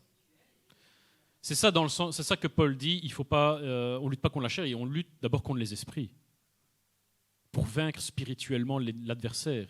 Mais ensuite, parfois, il faut aussi physiquement, mais après. Donc la guerre spirituelle n'enlève pas du tout l'empoignade physique, mais elle la précède toujours. Ça, c'est sûr. Oui, dans la Torah, la légitime défense est permise sous certaines conditions, bien sûr. Donc, bref, ça nous paraît bizarre aujourd'hui parce qu'il y a 2000 ans, encore une fois, de pacifisme, mais Yeshua n'était pas un pacifique dans le sens où on l'entend aujourd'hui. Il permettait à ses apôtres, il demandait même à ses apôtres d'être armés, de se défendre, s'ils étaient persécutés. Moi, je voudrais vous poser une question. Comment ça se fait que les musulmans, ils savent que c'est la guerre spirituelle et pas les chrétiens? Exactement. Quand ils parlent avec les chrétiens, ils disent ça va. Mais les musulmans, ils savent qu'ils veulent prendre Israël parce que c'est là la vie. Et les chrétiens, ils ne bougent pas. C'est ça que je veux vous poser cette question. Mais c'est à cause de cette doctrine pacifique, que ce soit la guerre spirituelle ou la guerre physique. Malheureusement, dans le christianisme, on a habitué les gens au pacifisme, à la passivité. Et sous bonne conscience, parce qu'on est des martyrs. On est des victimes, on est persécutés, on est comme Yeshua. Ce n'est pas ce qu'a dit Yeshua dans les évangiles. Yeshua, il dit, armez-vous, protégez-vous. Voilà. Les huguenots et les catholiques allaient à la guerre, ils étaient armés, les protestants étaient armés, ils avaient des forteresses, le Mont-Ségur, etc. Ils avaient des forteresses carrément, et ils se battaient. Ça se battait avec des armes.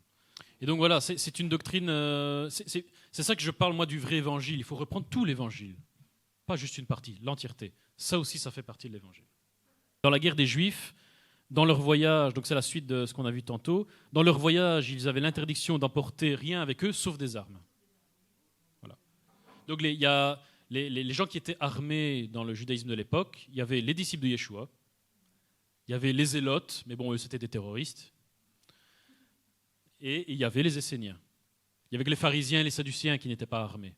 Mais les disciples de Yeshua, les Esséniens et bon, les zélotes étaient armés. Donc il n'y avait pas que les disciples de Yeshua qui étaient armés, les Esséniens l'étaient aussi.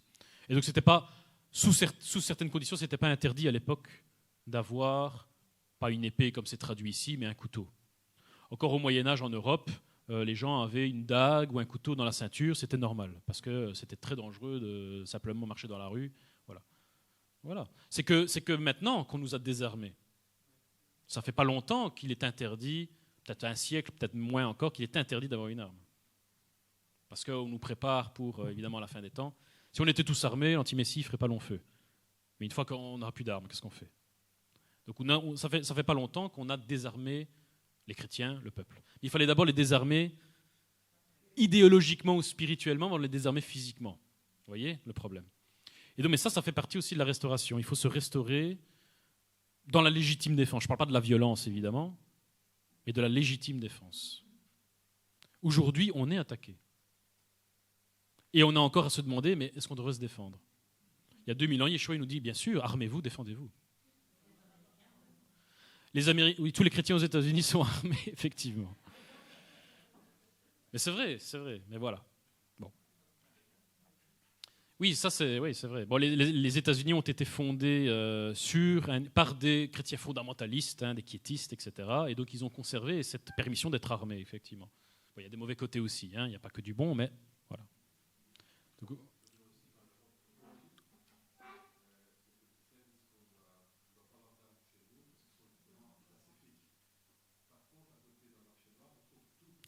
exactement.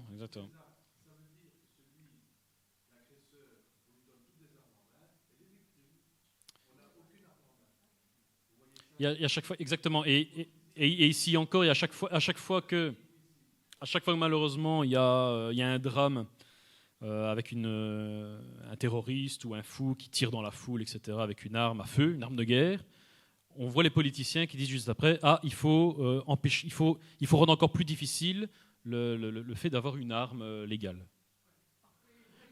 Mais voilà, c'est exactement ça. Et ici, ils ont dit la même chose. Ils ont dit la même chose. Là, les terroristes ont utilisé des kalachnikovs, etc. Et c'est Joël Milquet, pour ne pas la citer, en Belgique, qui a dit il faut rendre encore plus difficile l'accès aux armes. Mais il est évident que le terroriste, il s'en fout d'aller à l'armurerie. Il ne va pas acheter sa kalachnikov à l'armurerie. C'est les citoyens qui vont mourir sous les balles qui peuvent aller à l'armurerie et s'acheter légalement une arme. C'est ridicule. Et il y avait eu ça avec la tuerie de Liège il y a quelques années aussi. Un fou qui avait tiré la kalachnikov, il avait balancé des grenades sur un abribus, il avait fait quelques morts. Joël Milquet, ou je ne sais plus qui, je crois que c'est Joël Milquet encore une fois, elle a dit il faut rendre la législation sur le port d'armes encore plus difficile. Mais le type n'a pas acheté ses grenades à l'armurerie du coin, c'est au marché noir. C'est ridicule. Et on voit comment c'est manipulé. Chaque tuerie, il y a un politicien qui arrive, il dit on va encore plus désarmer le peuple. Comme ça, il sera encore plus victime des terroristes. C'est ridicule. Oui, c'est ça. Il y a une obligation de rendre des armes. C'est vrai, oui. Bien sûr, mais c'est pour ça que je le dis. Maintenant qu'il y a eu l'attentat à Paris, ils reparlent de rendre des armes. Il est évident que les terroristes ne vont pas dire oui, je vais rendre ma kalachnikov au commissariat. Ce sera juste les honnêtes gens qui auront un fusil de chasse ou un petit pistolet d'alarme. Ils vont c'est ridicule. On voit comment c'est manipulé, comment on nous désarme. Mais malheureusement, le désarmement physique ne fait que suivre le désarmement doctrinal, spirituel. Si on ne se souvient pas de cette phrase-là, alors on est désarmé, même physiquement et spirituellement aussi, bien sûr. Donc la hiérarchie. On en a parlé un peu hier, enfin on l'a évoqué. Normalement, la communauté de Yeshua est normalement hiérarchisée. Alors c'est intéressant, mais il y a un passage un peu plus... On va lire ce passage-là un petit peu plus en entier, un peu plus complètement, un peu plus loin. Il y a certains disciples de Yeshua qui lui demandent à deux, trois reprises, ils lui demandent qui doit être estimé le plus grand parmi eux. Alors ce n'est pas une question orgueilleuse, comme on le dit souvent, enfin si peut-être, mais il y a peut-être une mauvaise pensée derrière, mais en fait c'est normal. Comme François l'a dit hier, au moins 4 apôtres étaient probablement d'origine essénienne. Et on va le voir un peu plus loin. Cette question de certains apôtres à Yeshua est posée pendant le Seder de Pessah. Si on ne le voit pas, on va le voir un peu plus loin. Pendant le Seder de Pessah, donc le repas de Pâques, certains apôtres vont demander et c'est quoi notre rang ? Quel est notre rang ? Où je dois me placer par rapport aux autres ? Je suis plus grand, je suis plus petit, etc. En fait, c'est exactement ce que faisaient les Esséniens. On va le voir. Les Esséniens hiérarchisaient leur communauté. Chaque membre de la communauté avait une position. 1, 2, 3, 4, 5, 6, 7, 8, 9, 10, 11, 12. Comme ça, ils savaient exactement où il était dans la communauté. Et quel travail spirituel il devait encore faire pour se parfaire, en fait. Voilà. Donc ça, c'est très important. Bon, nous, on ne le fait pas comme ça, mais on travaille sur un autre système. J'en parlerai peut-être après. Enfin, je l'évoquerai. Le problème de manque de hiérarchie, hiérarchie c'est un grand mot, de hiérarchie dans nos communautés, fait qu'on ne sait pas où on en est et on ne sait pas ce qui nous manque. Quel chemin il nous reste à faire pour arriver au niveau des apôtres, on va dire, c'est notre exemple, ou le niveau de Yeshua. Le fait de ne pas avoir de référence, comme ça je vais dire, de référence hiérarchique, fait qu'on ne sait pas, on ne sait pas où on en est dans notre restauration spirituelle. On ne sait pas où on en est. Pourtant, la Bible, elle donne des indices. Elle dit que normalement, notre but, au début, on n'a pas le Saint-Esprit, et puis on est censé être rempli du Saint-Esprit. Et entre les deux, il y a différents états de remplissage, si vous voulez, du Saint-Esprit. On ne passe pas de rien à tout du jour au lendemain. Il y a une évolution. Et on peut quantifier cette évolution en regardant ce que le Saint-Esprit nous transmet. Le Saint-Esprit nous transmet des dons, il nous transmet aussi des vertus, ce que les Juifs appellent les midotes, donc ce que Paul appelle les fruits de l'Esprit. En regardant la liste des fruits que le Saint-Esprit est censé produire en nous, si par exemple j'en ai la moitié, j'en exprime la moitié de manière naturelle, sans effort, ça veut dire que le Saint-Esprit agit à travers moi sur ces 50% de ses vertus. Il m'en reste encore 50%. Ça veut dire que je ne suis qu'à moitié rempli du Saint-Esprit. Je ne suis pas encore rempli totalement. Vous comprenez ce que je veux dire ? Le fait de ne pas utiliser comme ça de référent fait qu'on ne sait pas où on en est dans notre évolution spirituelle, dans notre progression spirituelle. Et ça, c'est dommage. Et donc nous essayons d'ailleurs, ça existait, je vais en parler, je vais l'évoquer après, ça existait dans les premiers siècles. Il y a des chrétiens encore aujourd'hui qui fonctionnent encore comme ça. Chrétiens orthodoxes, je vais en parler. Pardon ? Voilà, c'est ça. Mais entre les deux, aujourd'hui, est-ce que je suis rempli du Saint-Esprit ? Je ne pense pas. Je suis quoi ? Rempli à 30%, à 50%, à 80%. Quel travail il me reste à faire ? Quel blocage il me reste à enlever pour être rempli du Saint-Esprit ? Vous comprenez ce que je veux dire ? Dans les premiers siècles, il y avait ce système un peu de référents. Je vais en parler, je vais l'évoquer après. Les chrétiens orthodoxes, chrétiens orientaux, ils ont conservé ce système-là que la Bible enseigne. C'est la Bible qui l'enseigne, c'est pas eux qui l'ont inventé. Je vais l'évoquer. Et donc Yeshua ici hiérarchise, il l'évoque, il ne le dit pas, mais il évoque une hiérarchie de ses apôtres. Et il dit que le plus grand, je vais l'expliquer pourquoi, le plus grand dans la communauté de Yeshua, le plus grand, c'est le plus humble. Ce n'est pas le plus riche comme chez les Sadducéens ou les Chamaïens, c'est le plus humble. Ça veut dire quoi, humble ? Alors humble, en hébreu, c'est un terme très technique. En hébreu, humble, ça se dit anava, anava. Ça signifie pauvre, la pauvreté. La pauvreté de quoi ? La pauvreté de l'esprit. Souvenez-vous, dans Matthieu 5, Yeshua dit « Heureux les pauvres en esprit ». Être pauvre en esprit, ça veut dire quoi ? Ça veut dire que si je veux que mon corps soit totalement rempli du Saint-Esprit, je dois annuler mon esprit à moi. Je dois amoindrir mon esprit pour laisser la place à l'Esprit de Dieu. C'est ça que signifie l'humilité. D'accord ? Et donc les Juifs appellent ça, donc après l'humilité, le stade ultime de l'humilité, c'est ce que les Juifs appellent le bitoul, c'est-à-dire l'annulation totale de l'esprit. C'est-à-dire nous annulons totalement notre volonté, nos désirs, etc., pour laisser vraiment toute la place à Dieu. C'est l'annulation. Donc on est rempli du Saint-Esprit quand on arrive à cet état d'annulation de notre esprit à nous, notre esprit humain. C'est le plus humble, c'est-à-dire c'est celui qui est le plus rempli du Saint-Esprit. Mais alors le numéro 2, le numéro 3, le numéro 4, dans les hiérarchies de la communauté, où ils en sont ? Ils ne sont pas encore remplis du Saint-Esprit, ils sont à 80, à 60, à 50, etc. Vous comprenez ? Et dans la Bible, on sait plus ou moins quantifier le remplissage du Saint-Esprit, comme une jauge. Et la jauge, c'est quoi ? C'est les dons, et ce sont les vertus, les midotes, comme on dit en hébreu, donc les fruits de l'esprit, la tempérance, la joie, etc. C'est bien d'avoir toute cette hiérarchie, mais comment fait-on pour être sûr que... Parce qu'on doit donc abandonner notre volonté pour que l'Esprit Saint nous remplisse, mais bien souvent, il y a aussi des risques de ce que l'autre au-dessus nous asservisse à lui-même. Donc, quelle est la sécurité mise en place dans cette hiérarchie pour que ça ne se passe pas ? Mais justement, ici, il dit que celui qui est au-dessus de nous doit être plus humble que nous. Techniquement, donc s'il est plus humble, il ne va pas nous asservir. Parce que l'asservissement, c'est déjà un orgueil. Donc les orgueilleux sont tout en dessous de la hiérarchie. Oui, bien sûr. Ici, moi je dis Yeshua. Comme je l'ai dit au début, la seule communauté qui existe qui a réussi à faire ça, c'est les apôtres. Après, et même eux, ils ont déjà eu des problèmes entre eux. Ici, on parle vraiment de l'idéal. Mais normalement, on est censé travailler à cette restauration. Alors évidemment, quel est le garde-fou, la sécurité ? Il ne faut pas oublier que, comme l'a un peu évoqué François hier, normalement, les communautés sont dirigées par des beddin, un tribunal. La maison du jugement, un tribunal. Le tribunal, c'est... dans une communauté idéale, ce sont des gens qui sont détachés, qui ne font que juger, ils ne font rien d'autre. Bon, dans les petites communautés comme nous, on juge, on enseigne, on fait un peu 3 fois de trucs, c'est pas l'idéal. Mais ce sont des gens qui sont normalement désintéressés. D'ailleurs, dans la Bible, les juges doivent être désintéressés, ils ne doivent pas avoir de pouvoir de direction. Ils ont juste un pouvoir de jugement, ce qui est différent. Ils ne peuvent pas recevoir de cadeaux, etc. Ils ne peuvent rien savoir. Voilà. Et normalement, ce sont des gens comme ça, des juges désintéressés qui sont censés être les garde-fous, comme vous dites, qu'il n'y ait pas d'asservissement de la hiérarchie supérieure, etc. Et normalement, l'idéal, c'est que ces juges soient vraiment détachés du pouvoir. Les juges ne doivent pas avoir le pouvoir sur la communauté. D'ailleurs, dans le judaïsme, dans les synagogues, les rabbins qui font partie du Beddin et les présidents de la synagogue, ce sont des personnes différentes. Donc les personnes qui dirigent les synagogues administrativement, qui ont le pouvoir, ce ne sont pas les mêmes qui jugent. Voilà. Comme ça, tous les pouvoirs ne sont pas concentrés dans les mains d'un pasteur qui va faire ce qu'il veut.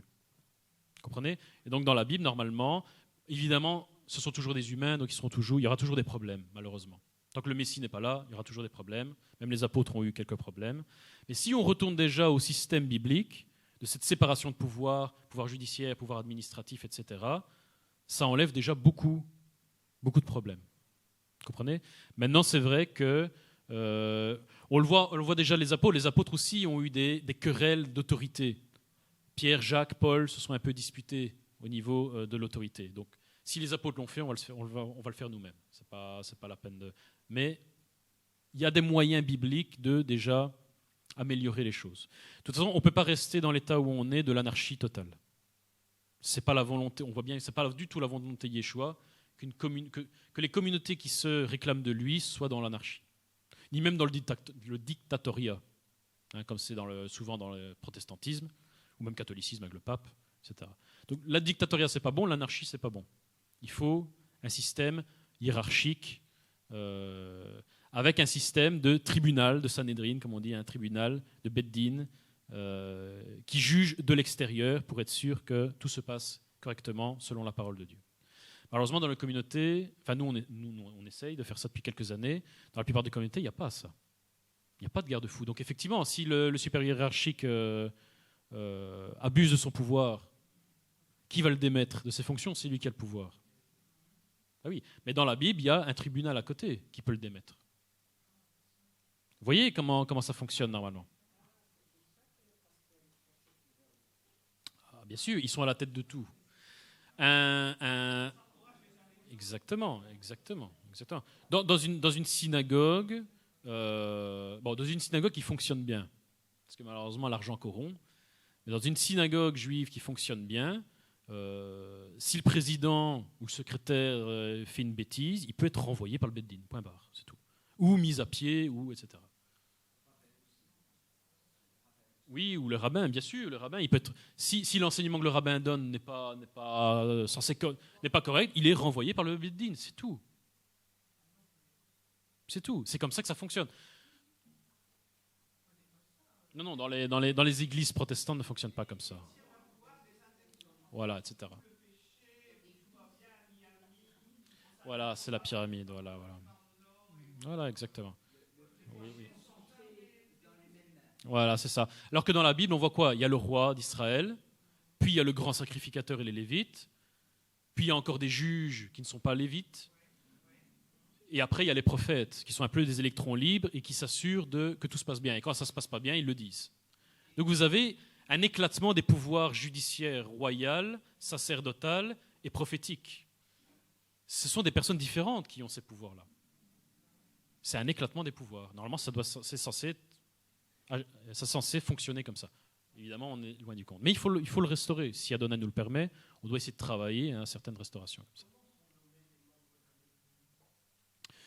Alors, ça dépend. Généralement, ils sont élus par des personnes qui sont déjà reconnues, qui sont déjà en place, qui sont déjà reconnues. Mais il y a un autre système que Yeshua préfère, c'est le tirage au sort. On voit que les apôtres se tirent au sort.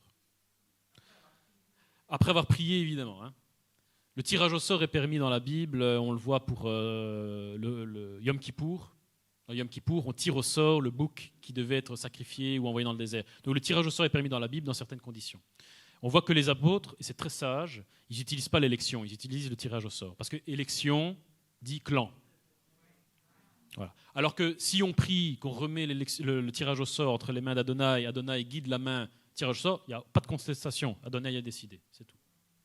Donc les apôtres tiraient au sort. Ouais, un peu comme, ouais, c'est vrai. Donc normalement, on devrait fonctionner nous aussi avec un tirage au sort. Après la prière et après un premier tri, parce que d'abord il faut, comme les apôtres faisaient, d'abord on regardait la communauté, qui a les capacités et qui est suffisamment rempli du Saint-Esprit. C'est les deux conditions. Il y en a 2, il y en a 3, ok. On tire au sort parmi ces 2 et ces 3-là. C'est tout. Il n'y a pas de contestation. Voilà, c'est ça qui est un exemple. C'est comme ça que normalement on est censé fonctionner. Surtout pas d'élection. Catastrophe.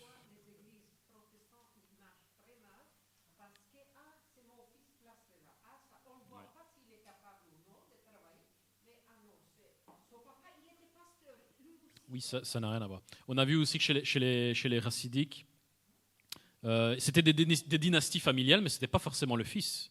Il fallait prendre celui qui était le meilleur. Ce n'était pas forcément le fils, parfois c'était le frère, parfois c'était un étranger, parce que les gens de la famille, ça n'allait pas. Dans l'histoire racidique, bon, ça je ne vais pas en parler, mais dans l'histoire racidique, il y avait aussi des femmes qui ont pris le pouvoir dans les dynasties racidiques, alors que c'est très rare dans le judaïsme. Mais il y a eu 4 cas de femmes mises au pouvoir parce qu'il n'y avait personne. Les frères, les fils n'étaient pas, ou les disciples n'étaient pas adéquats. Donc on a mis temporairement des femmes qui, elles, étaient adéquates, et après on les a remplacées quand il y a eu un homme.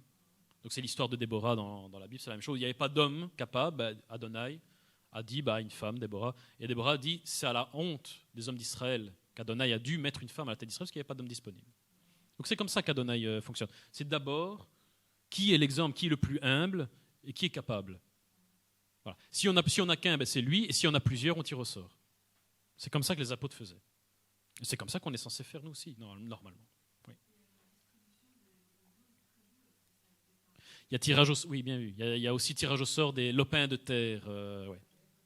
Et à la fin des temps, il y aura la même chose, comme le dit Ézéchiel, je crois, pour les étrangers, les non-juifs, à la fin des temps, qui auront une part aussi dans les tribus d'Israël. Ce sera tiré au sort. L'attribution tribale sera tirée au sort. Ouais. C'est dans Ézéchiel. Ce sera tiré au sort. Si tu auras en partage le Zimbabwe, tire au Zimbabwe, c'est tout.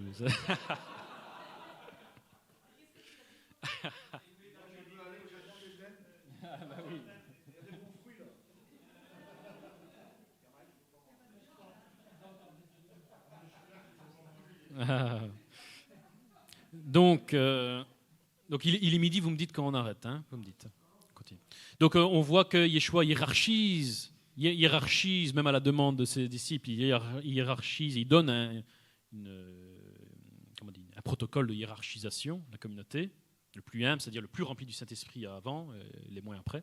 Comme c'est écrit dans Actes, ceux qui servent aux tables, condition être remplis du Saint-Esprit. Voilà.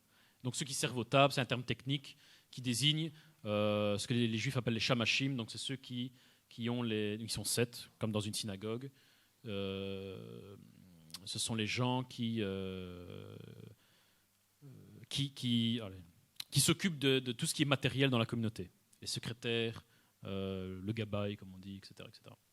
Ceux qui s'occupent des rouleaux de la Torah, tout ce qui est matériel et pas spirituel. Mais ils doivent être remplis du Saint-Esprit. Condition. Voilà. Et donc on voit que les apôtres, dans Actes, obéissent à ce que Yeshua a demandé.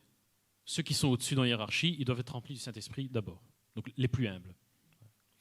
Et donc on voit que les Esséniens faisaient exactement la même chose. Les Esséniens, tous les ans, ils faisaient une réunion générale, une assemblée générale, et ils donnaient à chacun le rang que la personne va avoir pour l'année à venir.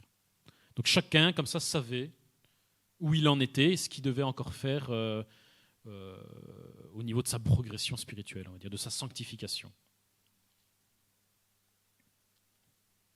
Mais on va relire ça parce qu'on va voir que c'est en lien. Bizarrement, les Esséniens faisaient ça en lien avec le repas de Pessah, le repas messianique, comme il l'appelait. Yeshua fait exactement la même chose dans Luc 22. On va le lire juste après. Donc d'abord, un argument anti-divorce. C'est l'une des rares fois où Yeshua n'est pas d'accord avec Hillel. Enfin, oui, non. Ou plutôt les pharisiens sont d'accord. Les pharisiens de Shammai sont d'accord avec Yeshua, c'est le contraire. C'est sur le divorce. Yeshua n'aime pas le divorce. Il ne l'interdit pas, mais il le restreint très fortement. Il n'aime pas du tout ça. Et donc, dans Matthieu 19, il emploie un argument pour dire que le divorce, c'est pas bien. C'est au commencement, Dieu fit l'homme et la femme, et c'est pourquoi il dit l'homme quittera son père et sa mère, s'attachera à sa femme. En fait, les Esséniens faisaient exactement la même chose. Les Esséniens n'aimaient pas du tout le divorce. Ils n'aimaient même pas le mariage non plus, vous allez me dire. Mais ils n'aimaient pas beaucoup le divorce, et ils employaient le même argument. Pourquoi le divorce, c'est pas bien ? Parce que le principe de la création, c'est mâle et femelle, il les créa. Donc Dieu a créé un homme et une femme, c'est pour ce qu'ils se marient, point barre, pas pour qu'ils se divorcent. Donc Yeshua et les Esséniens utilisent le même argument de la création pour dire le divorce, c'est pas bien. Ce qui n'est pas le cas des pharisiens, parce que les pharisiens permettaient le divorce, sauf chez Shammai. Oui, les serments anti-Torah, ça c'est intéressant. François l'a évoqué hier. Voilà. Dans les évangiles, à un moment, les pharisiens viennent de Shammai surtout, de manière générale, viennent embêter Yeshua et lui disent « Mais pourquoi tes disciples ne se lavent pas les mains avant de manger ?» Yeshua leur dit « Et vous, volontaire, personne ne vouera à l'autel le produit d'un vol, et les prêtres ne l'accepteront pas d'un Israélite. » Donc voilà, si par exemple je vole un objet, c'est un péché, mais oui, mais si je fais le serment de le consacrer, alors je peux le voler. Ça, c'était permis un peu chez les pharisiens. Les Esséniens disent c'est une horreur. On ne peut pas faire un serment pour se permettre de commettre un péché. Donc les Esséniens disent exactement la même chose que Yeshua sur le sujet. C'est interdit. Chez les Esséniens, blasphémer le nom de Moïse, c'était la mise en mort. Oui, c'était très rigolo. La taxe du temple, oui. À un moment, dans Matthieu 17, il y a un épisode bizarre et on se demande mais qu'est-ce que ça fait là dans l'évangile, qu'est-ce que ça veut nous enseigner. Il y a la taxe du temple. À un moment, Yeshua et Simon-Pierre sont à Capharnaüm, et et il y a un collecteur d'impôts qui les interroge et lui dit mais est-ce que toi et ton maître vous ne payez pas les 2 drachmes? Dans les 2 drachmes, ça fait 2 demi-cycles, 2 demi-shekels. Dans la Torah, dans Exode, normalement il y a un commandement qui dit que l'on doit payer un demi-cycle par tête, par personne, c'est une taxe du temple, pour l'entretien du temple de Jérusalem.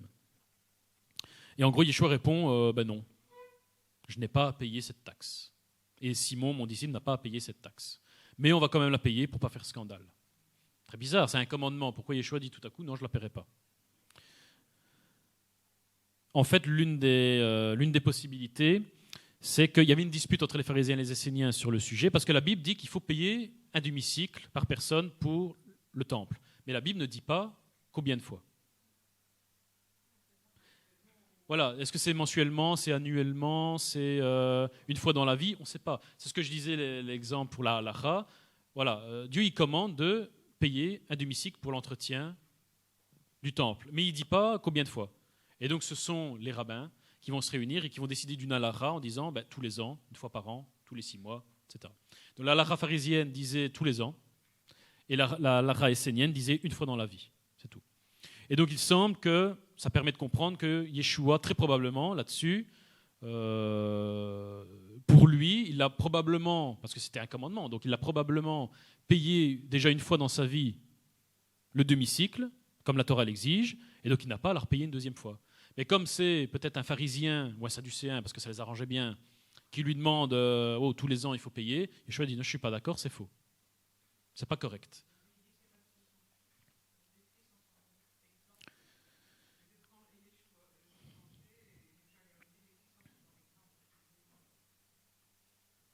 Oui, c'est étrange. Pourquoi il dirait que, puisque la Torah dit que normalement ce sont les enfants d'Israël qui sont censés payer cette dîme, alors pourquoi ici il dit que c'est les étrangers qui doivent la payer?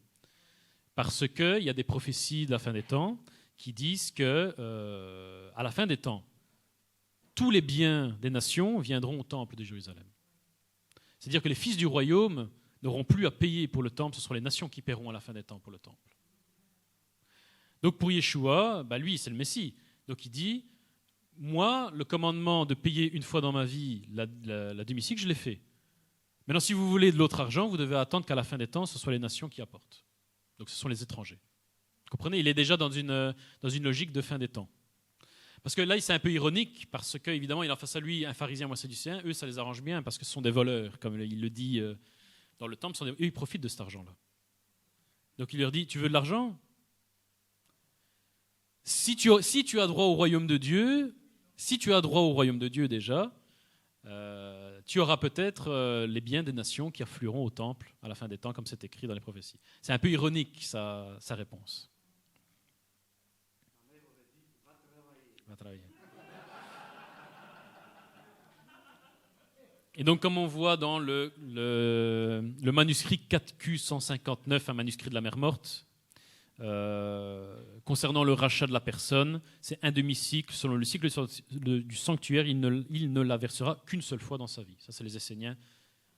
Évidemment, les Esséniens, ils n'en profitaient pas, puisqu'ils considéraient qu'ils vivaient en désert, ils considéraient que le temple était corrompu, donc ils le payaient une fois dans leur vie, et puis c'est tout.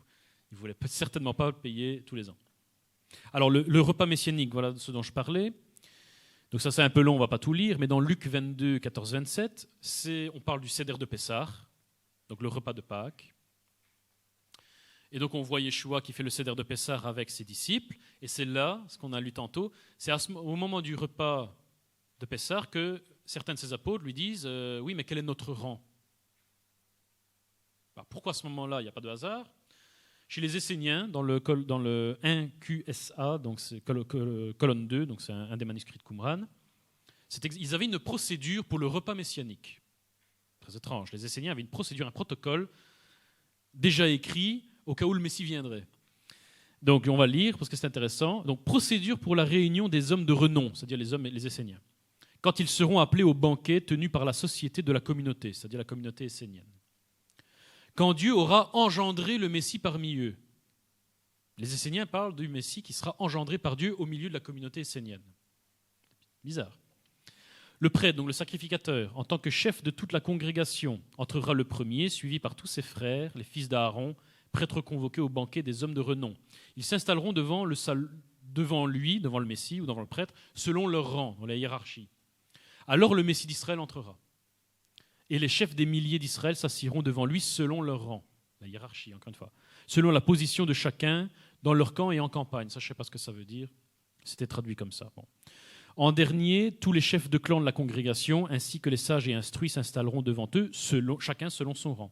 Quand ils se réuniront autour de la table commune, ayant disposé le pain et le vin, de sorte que la table commune soit dressée pour le repas et le vin prêt à boire, personne n'étendra la main avant le prêtre vers les prémices du pain ou du vin. Et il bénira les prémices du pain et du vin, étendant la main le premier vers le pain. Ensuite, c'est le Messie d'Israël qui étendra la main vers le pain. Intéressant. Enfin, chaque membre de toute la congrégation de la communauté dira une bénédiction, en commençant par celui dont le rang est le plus élevé. Cette procédure s'appliquera à tous les repas, quand au moins 10 hommes seront réunis. Donc on voit que les Esséniens avaient un protocole de repas messianique, préparé à l'avance au cas où le Messie serait engendré parmi eux. Et chacun, lors de ce repas messianique, chacun devait y participer selon un rang précis, un ordre.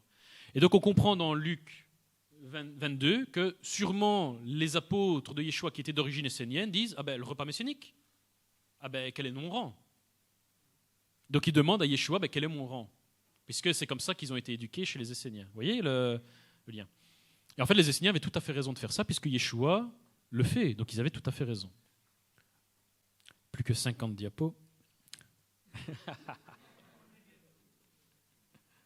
Vous me dites, hein, moi je m'arrête jamais, donc vous dites qu'on m'arrête. Donc l'origine essénienne.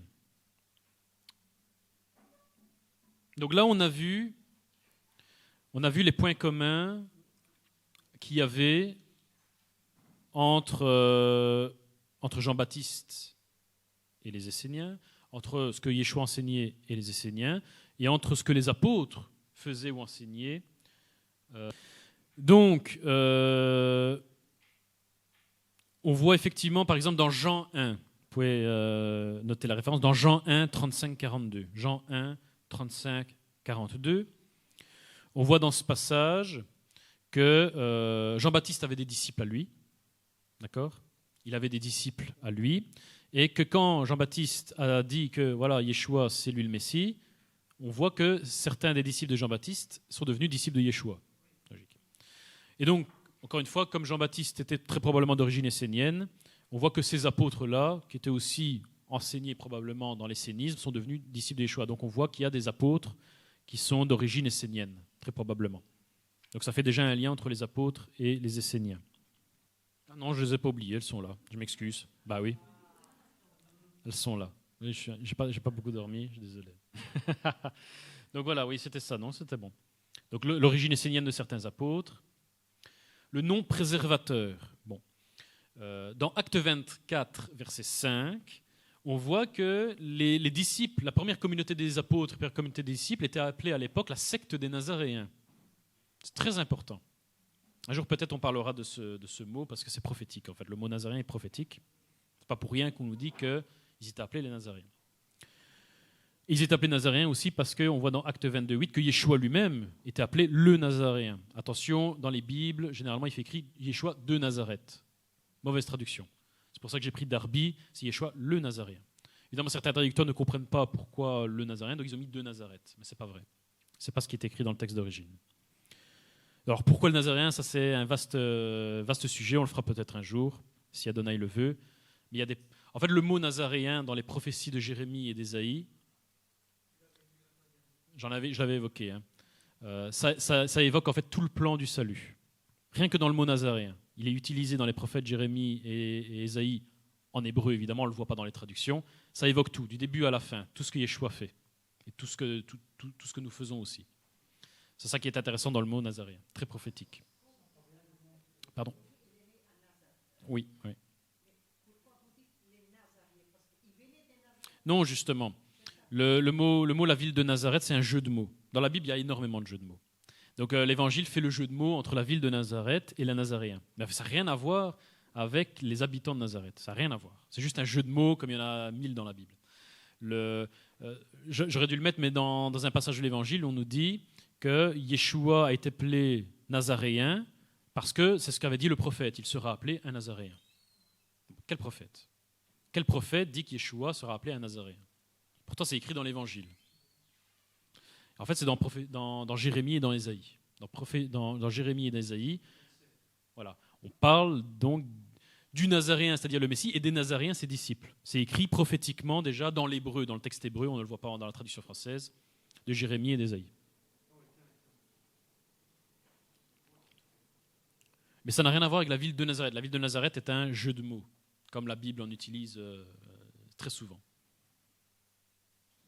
En fait, c'est...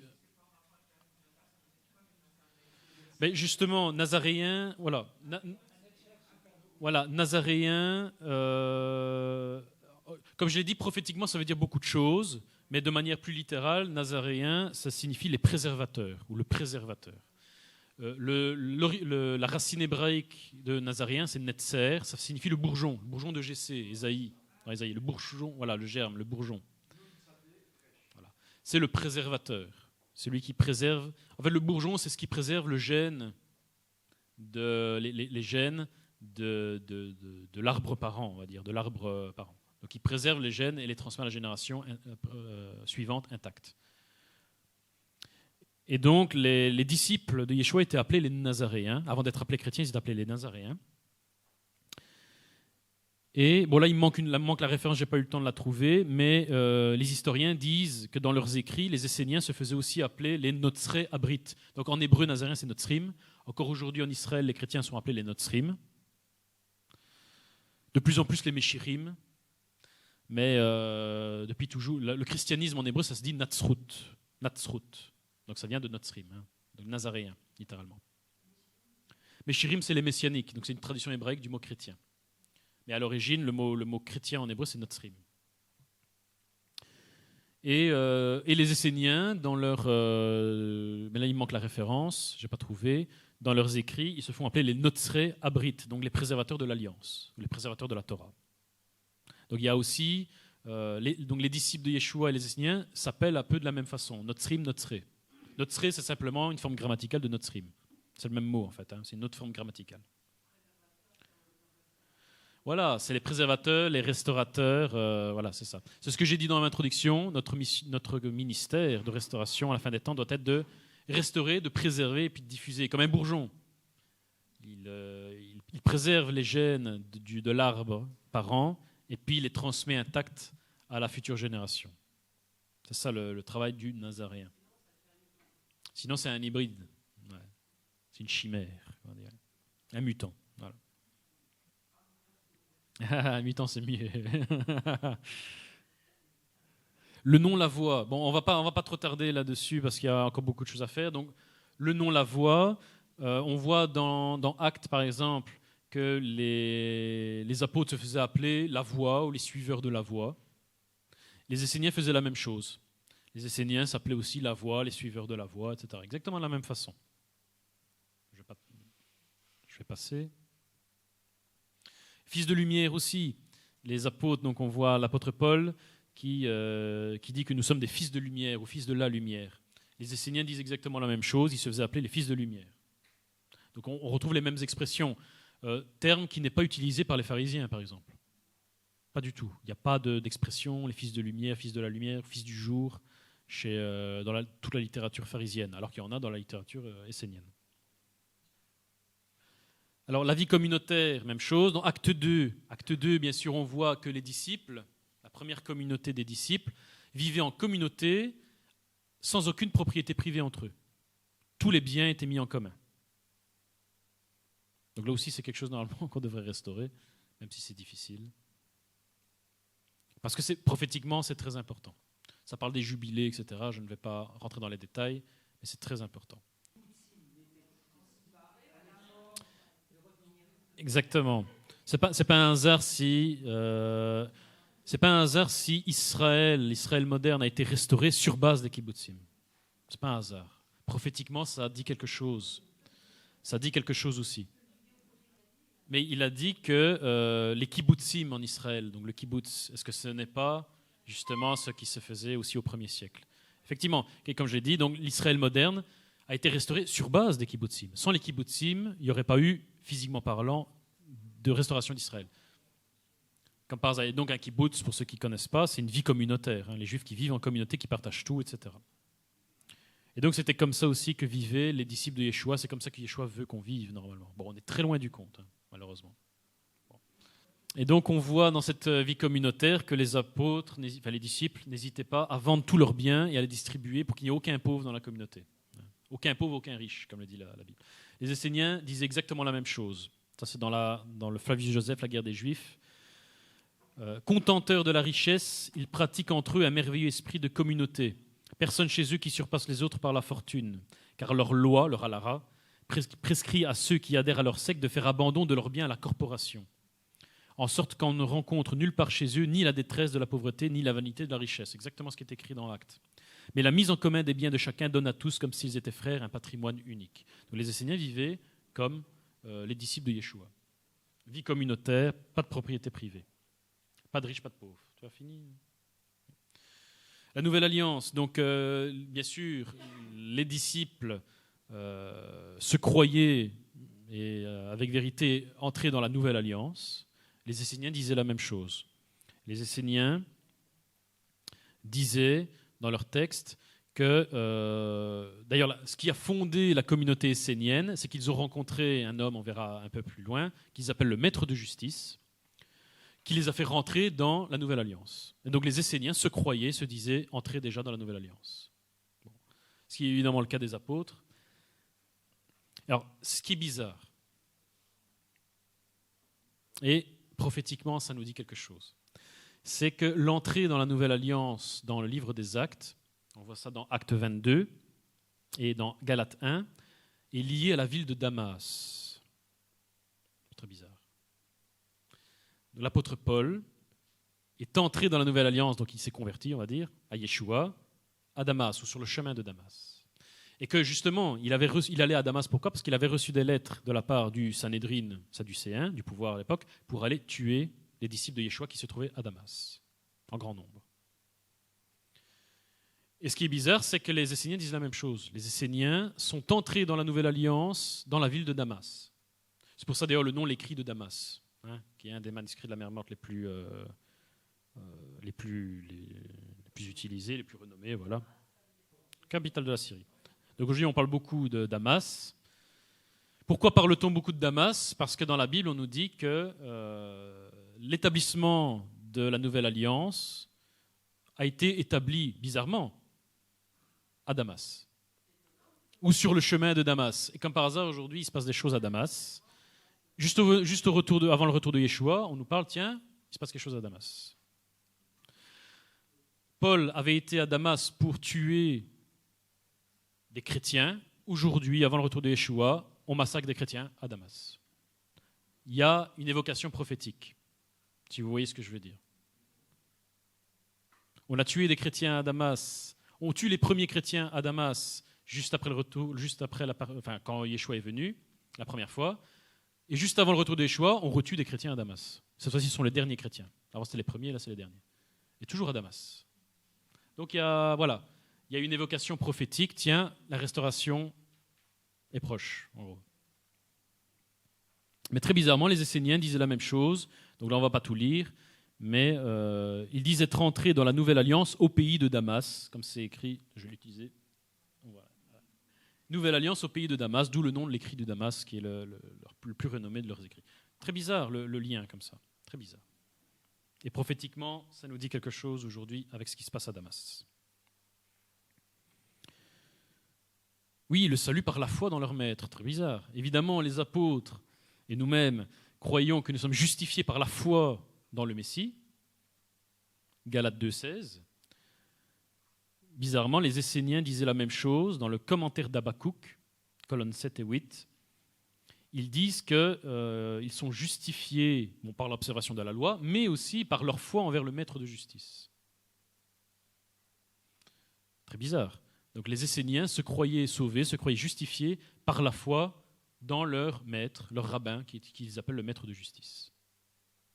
Donc il y avait déjà cette notion de salut par la foi, justification par la foi, qu'on ne rencontre pas du tout chez les pharisiens. Mais les Esséniens avaient déjà cette notion.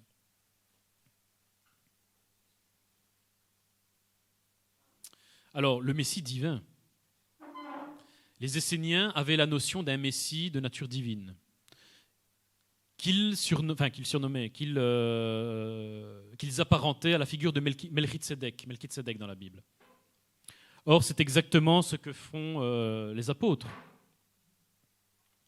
Donc, on voit dans Hébreux 1 qu'évidemment les apôtres croyaient et disaient que Yeshua, en tant que fils de Dieu, était Dieu. Hein. Il dit « Mais il a dit au Fils ton trône, ô Dieu éternel, c'est pourquoi, ô Dieu, ton Dieu t'a oint. » Dans Jean, même chose, Thomas dit à Yeshua « Mon Seigneur et mon Dieu ». Et dans Hébreux 7, bizarrement, on fait le lien entre Yeshua en tant qu'être divin, sans père et sans mère humaine, sans père et mère humain, avec la figure de Melchitsédek, qui lui-même, dans la Bible, n'a ni père ni mère. C'est une analogie. On voit ça dans Hébreux 7, 1, 3. Bizarrement, les Esséniens faisaient la même chose. Je vais arrêter de dire bizarrement. Ça faisait partie des révélations divines, évidemment. Oui, mais bon, c'est une parabole. Melchitsédek est utilisé comme une parabole par les apôtres et par les Esséniens comme étant une image du Fils de Dieu, de Yeshua en tant que nature divine. Et donc, par exemple, dans le 4Q 521, donc ici au-dessus, les Esséniens interprétaient Ésaïe 61, 1, 2, que j'ai mis ici, comme parlant du Messie. On va faire un petit puzzle. Hein. Donc, Ésaïe 61, 1, 2, pour eux, ça parle du Messie. Et ensuite, dans le passage suivant, ils reparlent à nouveau de Ésaïe 61, 1, 2, et ils disent quoi ? Ils disent que le Messie, donc ils remplacent le mot Messie par le mot Melchitsédek, comme le fait Paul dans Hébreux. Hein, on le voit ici, hein, Melchitsédek. Et ensuite, ils continuent en disant que ce Messie, qui est en même temps Melchitsédek, est en même temps l'Éternel d'Ésaïe 61, 2. Pourquoi ? Parce que dans Ésaïe 61, verset 2, normalement, il fait écrit « Car c'est le temps fixé pour l'année de grâce accordée par l'Éternel ». Il remplace le mot « éternel » par Melchitsédek. Donc ce Messie qui est à la fois imagé par Melchitsédek est en même temps l'Éternel qui est évoqué dans Ésaïe 61, 2. Donc ils disent déjà le Messie et l'Éternel C'est la même chose finalement. Comprenez? Bon. Selon le livre de Jacher. Alors, il y a dans la Bible, il y a à 2 reprises, on nous dit que normalement dans la Bible, il est censé avoir un livre qui s'appelle le livre de Jacher. N'est-ce pas écrit dans le livre de Jacher? C'est dans 2 Samuel. Dans Josué et dans 2 Samuel, on nous donne une information et puis on nous dit, n'est-ce pas écrit dans le livre de Jacher ou le livre du juste, comme c'est traduit? Normalement, dans la Bible, il devrait avoir un livre qui est très bien, hein, d'ailleurs, qui s'appelle le livre de Jacher, qui est évoqué dans Josué, dans Samuel. Et dans le livre de Jacher, on nous dit qu'en fait, Melchitsédek, c'est Shem, le fils de Noé, l'un des fils de Noé, c'est Shem. Et pourquoi Abraham lui a donné la dîme? Parce que dans le livre de Jacher, on nous dit que c'est Shem qui a enseigné la Torah, qui a enseigné la Bible, ce qu'il y avait à l'époque, à Abraham. Et donc Abraham a donné la dîme pour payer l'enseignant, comme ça se faisait dans la Torah, et comme les rabbins se font encore payer par le disciple aujourd'hui. C'est pour ça qu'Abraham a payé à Melchitsédek, parce que c'est lui qui l'a enseigné. Effectivement, si vous regardez les généalogies, Shem était encore vivant à l'époque d'Abraham. Donc selon le livre de Jacher, il a été enseigné par lui, c'est pour ça qu'il paie la dîme. Maintenant, donc Melchitsédek, ce n'est pas Yeshua, mais Melchitsédek est utilisé comme un symbole de Yeshua. Parce que Shem, c'est le père des Sémites. Et et Yeshua, c'est le roi d'Israël. Donc voilà, c'est une image, c'est une parabole. Jasher. Jasher. Donc très bon livre, hein, qui reprend toute l'histoire de Genèse jusque je ne sais plus où, jusque Samuel environ, je crois, ou Josué. Voilà. Et la Bible parle de ce livre, c'est un très bon livre qui donne des détails qu'il n'y a pas dans la Bible, hein, un détail ici et là supplémentaire qui est intéressant. Bon, on va bientôt arrêter. Et donc on continue, on termine juste là-dessus. Donc dans Ésaïe 61:2, les Esséniens remplacent le mot l'Éternel, donc Yodé-Vavé, comme on dit, par Melchitsédek, qui est le Messie, selon le fragment au-dessus ici. Deuxièmement, ils disent de ce Melchitsédek qu'il est le Dieu qui a pris place dans le conseil de Dieu, au milieu des dieux, il juge, psaume 82, hein. Donc ils appellent ce Melchitsédek, ce Messie, Dieu. Donc El, c'est ce que j'ai mis ici, El, en hébreu. Et même chose, l'Écriture dit également de lui, au-dessus d'elle va siéger dans les hauteurs des cieux, Dieu jugera les nations. Donc encore une fois, il l'appelle Dieu, Elohim. Et il l'appelle dans Ésaïe 52:7, ton Dieu est roi. Ton Dieu, c'est Melchitsédek qui les délivrera du pouvoir de Bélial. Donc les Esséniens connaissaient déjà ce principe de nature divine du Messie qui est représenté par Melchitsédek. Voilà.